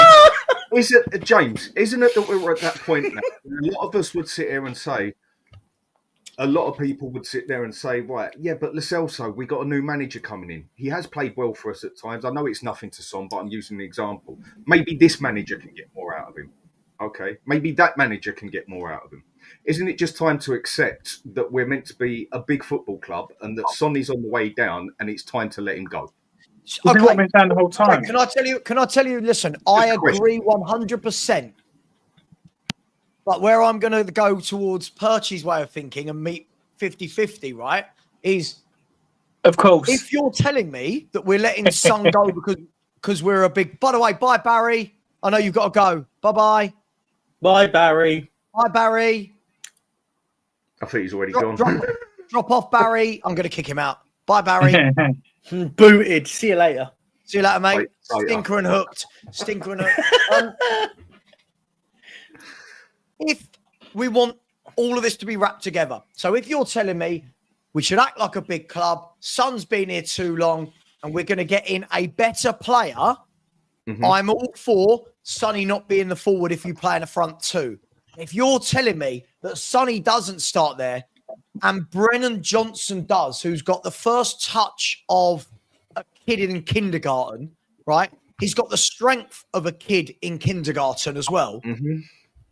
That ain't it for me. Brennan Johnson, I know everyone says because he scored goals, he's a centre forward. He's got one way of playing as a centre forward, which is over the top, running through on goal. If I put that ball into his feet, he can't hold it up. Right? Ornstein can. Compared to Johnson, yes. So Son can play any other style other than running in behind because I haven't seen it the whole time he's been at Spurs. He was always that man in behind finishing. Doing that than Son. No, but what you just said is with Johnson, we can't play any other way. So with Son, can we play any other way? Not particularly, but I'd rather him do it than Johnson. That's what I'm saying. So the tactics, it depends on the style we're going to use. Because the one who found the best for Son was Mourinho when he dropped Kane back to Son to run up through. Well, yeah, because he found a way for them to go and get a load of goals. But I think the one thing with Son though is the manager will find a way for him to fit into the team. It's one thing why getting a coach is so good because he'll identify going, well, look, I don't want you running in behind all the time. I want you down the middle, and we will create the chances so you can score goals. And Son, whether we like it or not, will score us goals. I know we don't want him here because he's been here far too long, and it will go on a free. He's staying. That's against our look. My wishes were let him go, bring someone else in, and then build from that. But that's not going to happen because we've already had the news. Son has decided he wants to stay, and fine, fair enough. Now go and find a system that makes him work in the team, and Frank will do that. No way. That's small club mentality. But James, you'd rather have Brennan Johnson playing. That says it all. That's so ridiculous. You want Brennan Johnson up front, and you're talking to me about... I don't want Brennan Johnson. No. I never said I want Brennan Johnson up front. You said you'd have him over Son. Absolutely, but what I'd also, no, I'm sorry.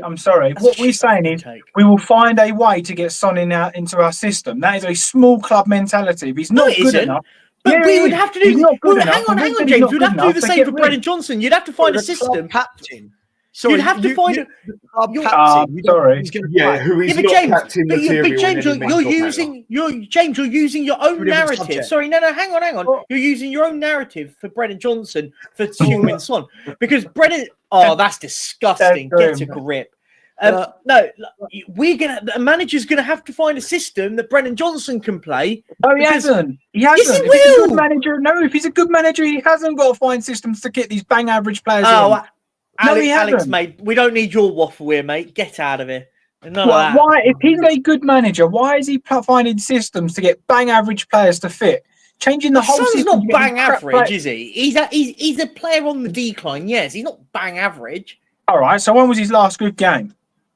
Oh, yeah, but who had a good game under Angepostecoglou, barring Brennan Johnson? Don't answer a question with a question. You said he's not bang average. When was the last time he had a good game? Yeah, but you're using... I'm not counting under ex-manager. You're not answering my question again. Answer my question. When was the last time he had a good game? What you're doing is... Ifs or maybes. You can say...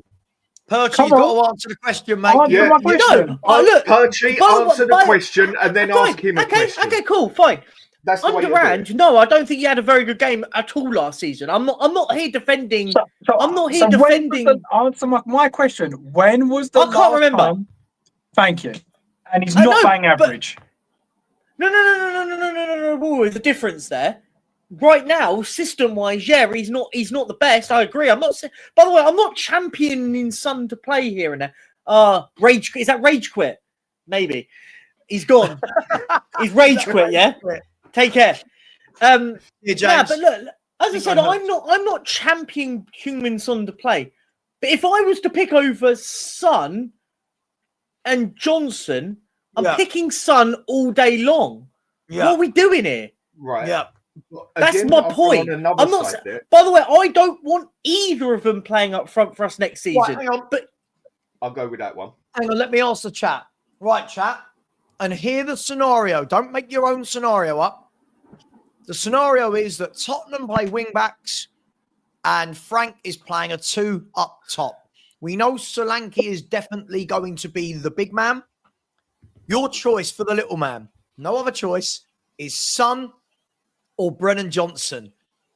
That's all you got to say in the chat right now. Is Son. Why? Hang on, James. Why? Why?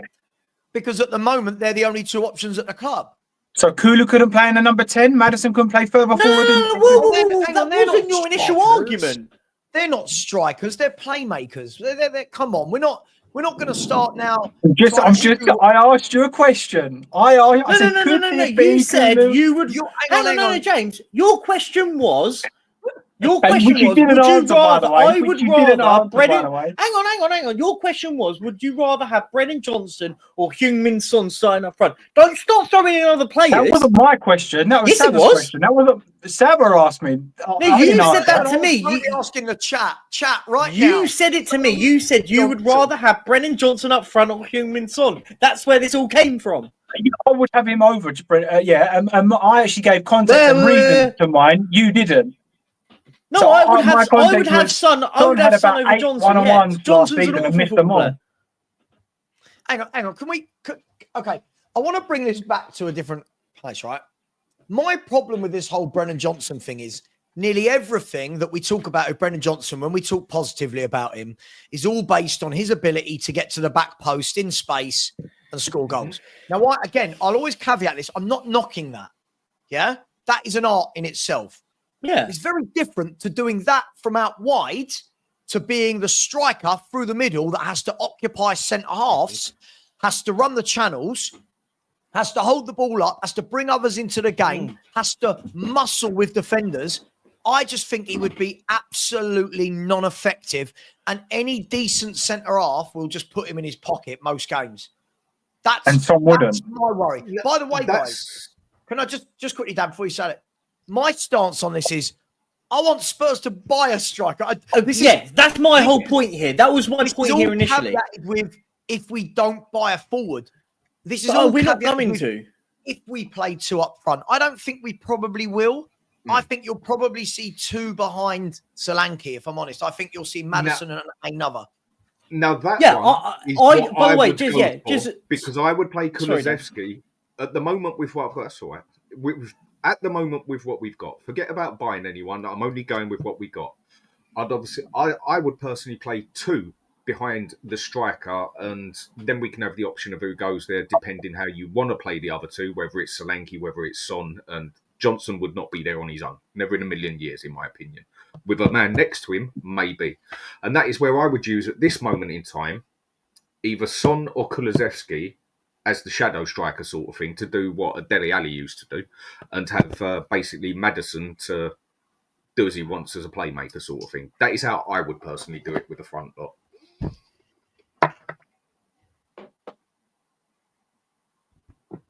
Yeah, I don't even know what to say. I'd rather Richarlison play up front than Son or John. It's literally just pulling teeth, whichever one you put. I think they're all crap. But in theory, though, what I feel like this conversation is a slight mute point anyway, because I don't think we're going to play two up top. So I feel like we're going to play one up top, and it will be Solanke. Yeah, and he'll play a 3 or a 2 behind him, and you can throw in a few of whichever ones you want. If it's Kudus, Son, Johnson, Maddison, Kulusevski, there's a few names behind him that will be there, right? So, of course, but I, for one, do not see us signing a striker. I know we want to. No, I feel like it will be Solanke.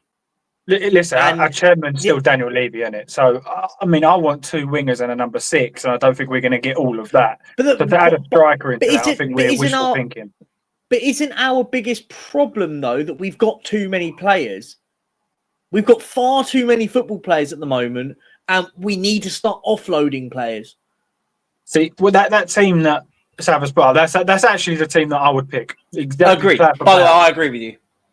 So the Son doesn't get involved. Neither does Johnson. They're all crap. They should all be sold. That's the team. James, I agree. I agree. If you're playing like this, I don't think there's any way for Son. I think if we were gonna go to what we were talking about before, was more of a 3-5-2. I think we're looking at. Don't you think? You know, yeah. You know the formation you just picked? Don't you think that if we played that formation, we've actually got quite good depth as well? Because you have got your Coolers that could drop out for your Maddisons or your Kudus. We have got, I'd hate to say Tell, but we've got Tell. You've got Spence who could play right wing back. You've got Saar that could take Bergval's position. Again, I think Saar's dreadful, but he could do the energy next to Bentancur. So I think that if that is the case and we go for that sort of formation and system, I actually think that we've probably got the best squad, Stubbs as well as first team, for exactly You've got Spence, who you can also use to cover the left and the right. On a worst case situation there, if we need another defender to come in there, you can either, as far as I'm concerned, I still wouldn't say no to Van der Ven as a wing back either, because I think that's where you could actually really see something. I wouldn't play him as a wing back, but I get your point. Well, he played as a wing back for quite a while for the Dutch under-21s and done a good job for it. But I think without him in back line, I'm just talking about, I would like to see him as a wing back just to see how he does there for his pace. That's all I'm saying on it. See, look at that. All I've done is add in Kudus and Paulinho. Look at that 11. Oh, 100%. And the only one out of that I'd possibly take out of that, depending on the day, is Bergwijn. Yeah. I mean, and Solanke, if we could, if we're just changing, Yeah, if you yeah. swap Boys on. Bergwijn for Bentancur, and then Solanke, and for me, that team is very, very good, very, very good. What I actually think is we're going to see this. Hang on, bear with me, people, while I mess about with this. I know right? you're going to do. Yeah, I agree. Yeah, Bear with because me. if we go for a winger, then then we need to be playing a 4-3-3, 4-2-3-1, basically. That's if we go for the winger. I think the most important thing we need at this club right now, depending on the formations, even if we go with this formation, we need I think it'll be that. We need that midfielder who can control that midfield. And Do you if think it's Paulinho midfielders we've already got, we need one who's more defensive on the midfield central sort of style. Paulinho is the perfect one for it. I love Mr. Box Office. Got rid of Barry, who was the reason it was a bang average panel. Perchy stopped getting rattled. Alex, come on and say it to my face, brother. Come and say it to me, bro. I've got 13 minutes left. But with that team, Sav, what I'd say is the one thing Frank has come out and he's been Bentancur. So I think Bentancur takes Bergwijn's spot there. Yeah, I agree. Do we think Son plays over Tell? Yes, 100%. Let's not start this one. No, I'm asking. Do you think he will play? Not who do you want? Do you think he will play? Tell's would come off of the bench for me. A lot of this obviously depends on is Son going to be here next year. But at the moment, all the signs are pointing towards him being here. And I think if you got Son in that position, I think what it allows him to do, it allows him to drive through the inside channel, because in the 4-2-3-1 for a Thomas Frank team, Porro and Udogie won't be playing where Paulinho and Bentancur are. They'll actually be playing as fullbacks that get down the touchline. Now, if I show you, hang on, I'm going to stop that screen. I think we will adopt this, but I do think that Frank is astute enough to realise we can go to three at the back when we need to. I think, we've seen him do that throughout his career. I'm going to stop this. What I'm going to try and do while you lot are talking is, with that, you know what I like with that? I mean, again, open for discussion, is I think that even when he goes to a back three in that formation, it'll be Paulinho dropping back and playing almost as an advanced centre-back, allowing your fullbacks to then bomb on and become sort of right and left wingers if you're losing. So you've almost got three at the back, but you've got Romero, Van der Ven and Paulinho just in front, almost playing like a CDM / centre-back. But with Paulinho there, you've got someone with more than enough capability of playing like that. Basuma just ain't got it. He covered us a couple of times, but as an overall player, he's not a DM or a defensive player in any means or manner. He can win the ball here and there and go forward, box to box, whatever. But you get Paulinho there, the wing backs both go up at the same time.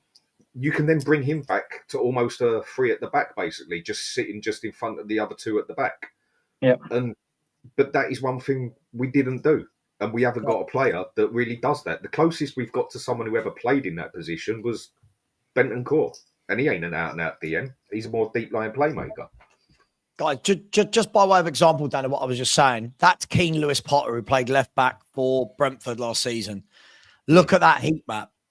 This is not a guy that's inverting into central midfield. This is a fullback that is staying wide, and I think we're going to see that more. That is why I do think we're going to see more out of Son. I do, because I think he'll want to get him closer to goal. And I don't think Ange got him close enough to goal. Yeah, granted, when he had chances, he missed them. Sure, confidence, whatever, blah, blah, blah. But I do think he'll get better out of Son if he does play. I think he'll get better out of all of them, by the way. But listen, if we're talking, okay, we've done the forwards, and I've got 10 minutes left till I need to go. We're talking central midfielders. We all talk about Paulinho, but obviously there's been no links.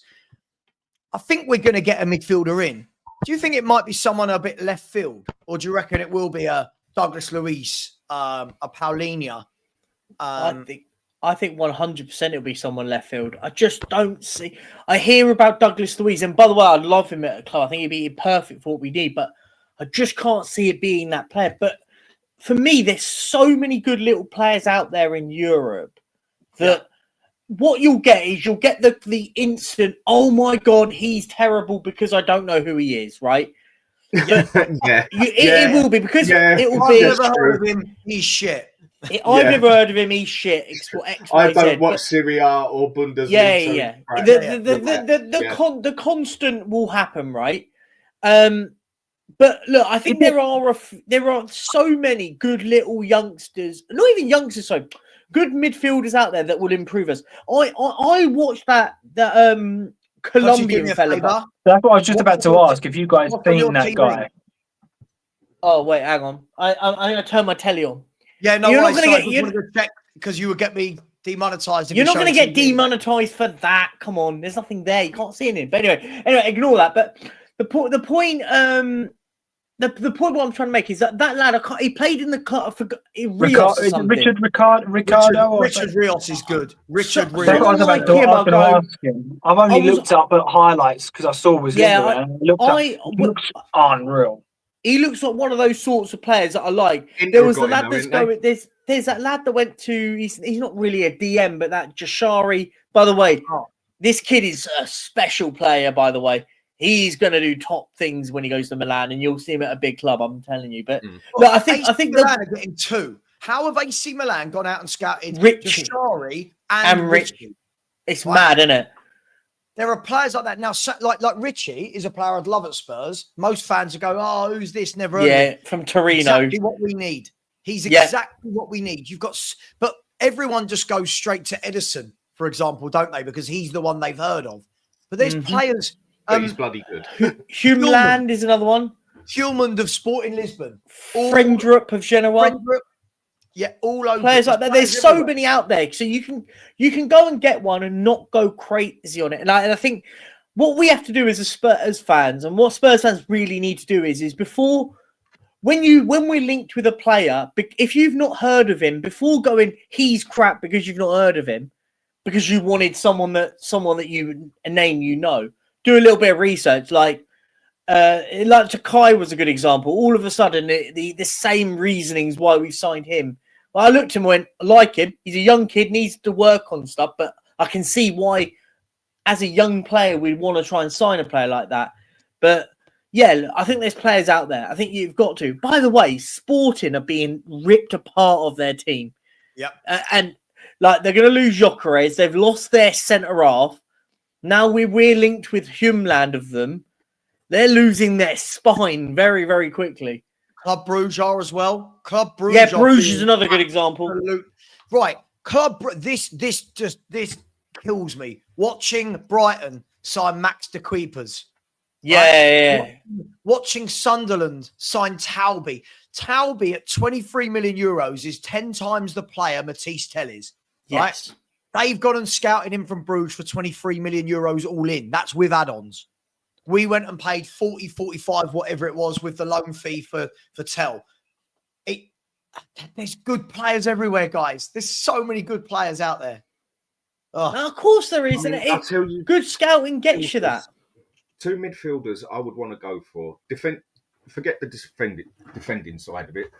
I mean, at the end of the day, I wouldn't complain if we sold Bentancur, Basuma, and basically cleared that midfield right out. Agreed. Two that I would say that I would like to go for on a realistic manner. Yeah, there's others I'd definitely like to go for. If Inter Milan do go and get that other centre mids, I think we should have an honest look at Fratesi. I think he's a good little player. He's good. I think he is a very underrated player. Now, I'm not saying he's quality, whatever, and that, but he's a working hard player. He's good on the ball. He knows how to pass. You can also play him as an attacking midfield central if you want, but he's also very good at staying in the middle. I ain't saying he's a DM or nothing, but he's very good at.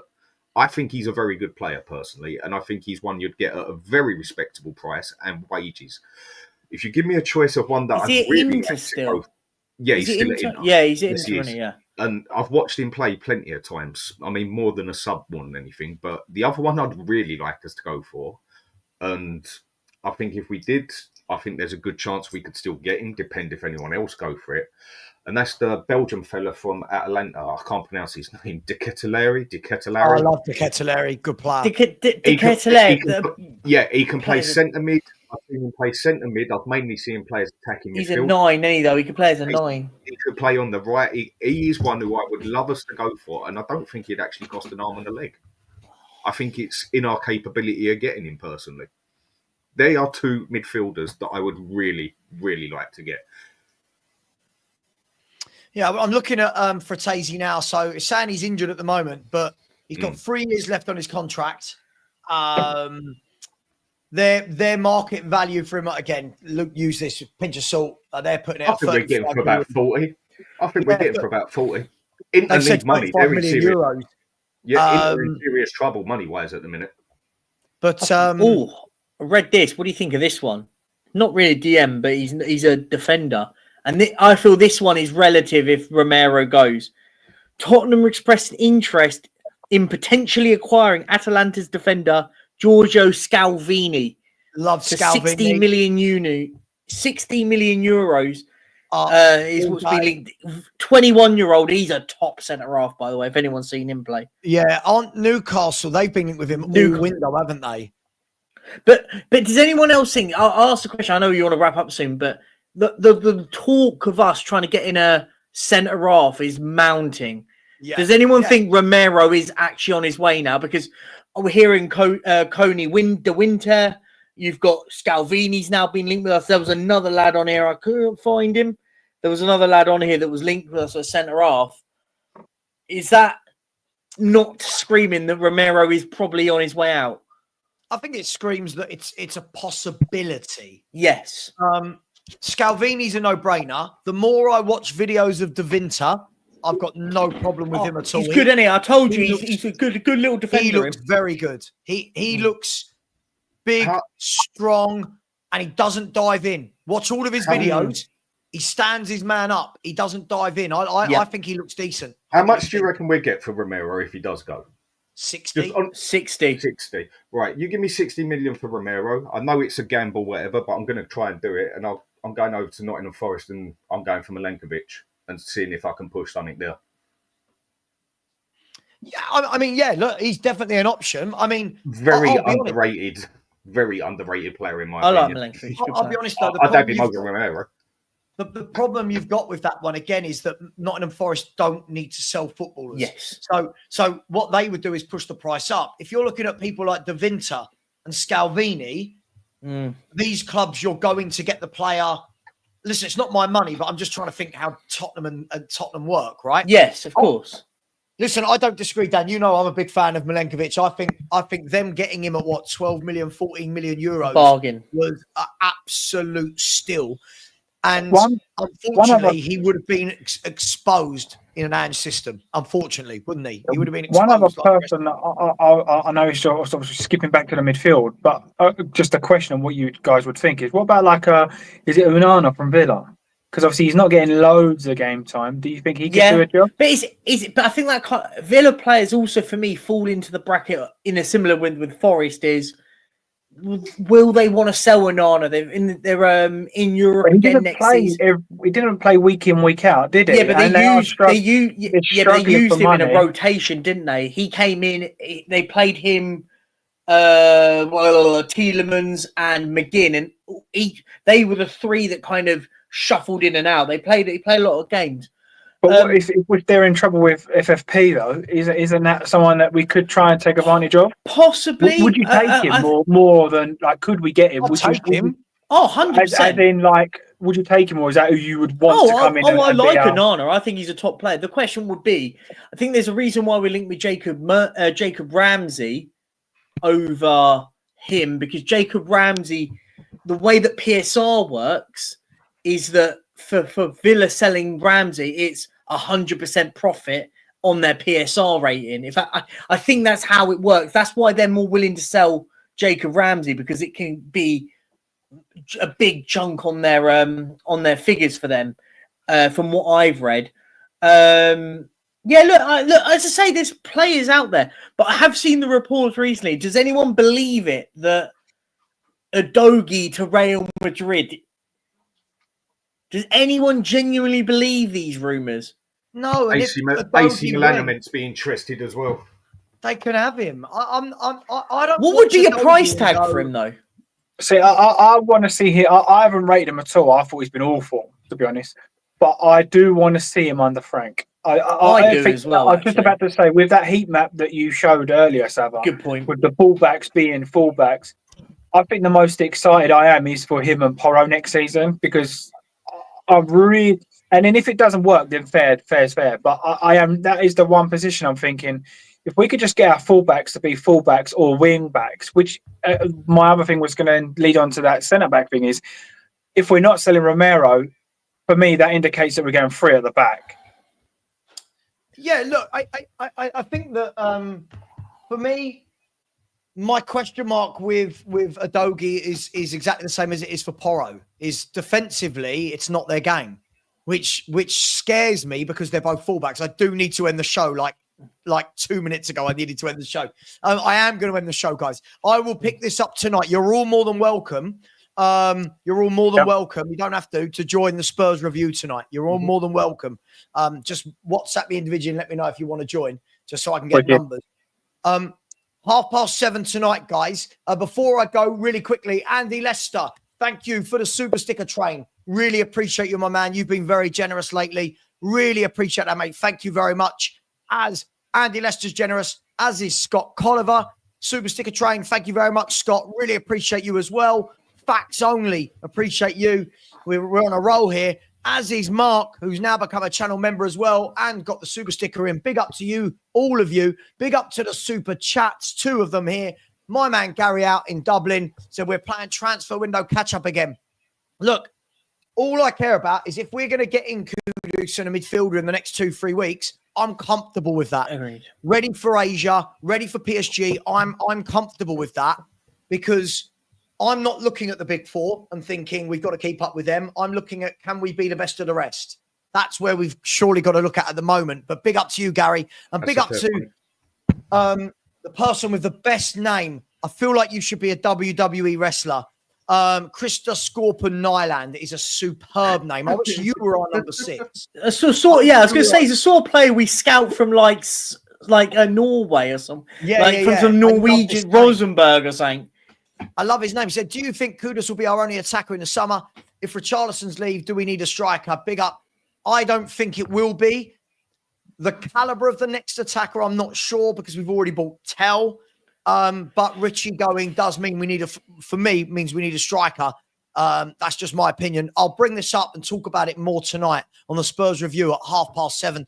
Big up to each and every one of you. Thank you to everyone who has subscribed tonight, this morning. We have had 15 subscribers, so we're now only 59 subscribers away from 19,000. Join me tonight. Maybe some of these will join. Take care. And as always, come on, you Spurs.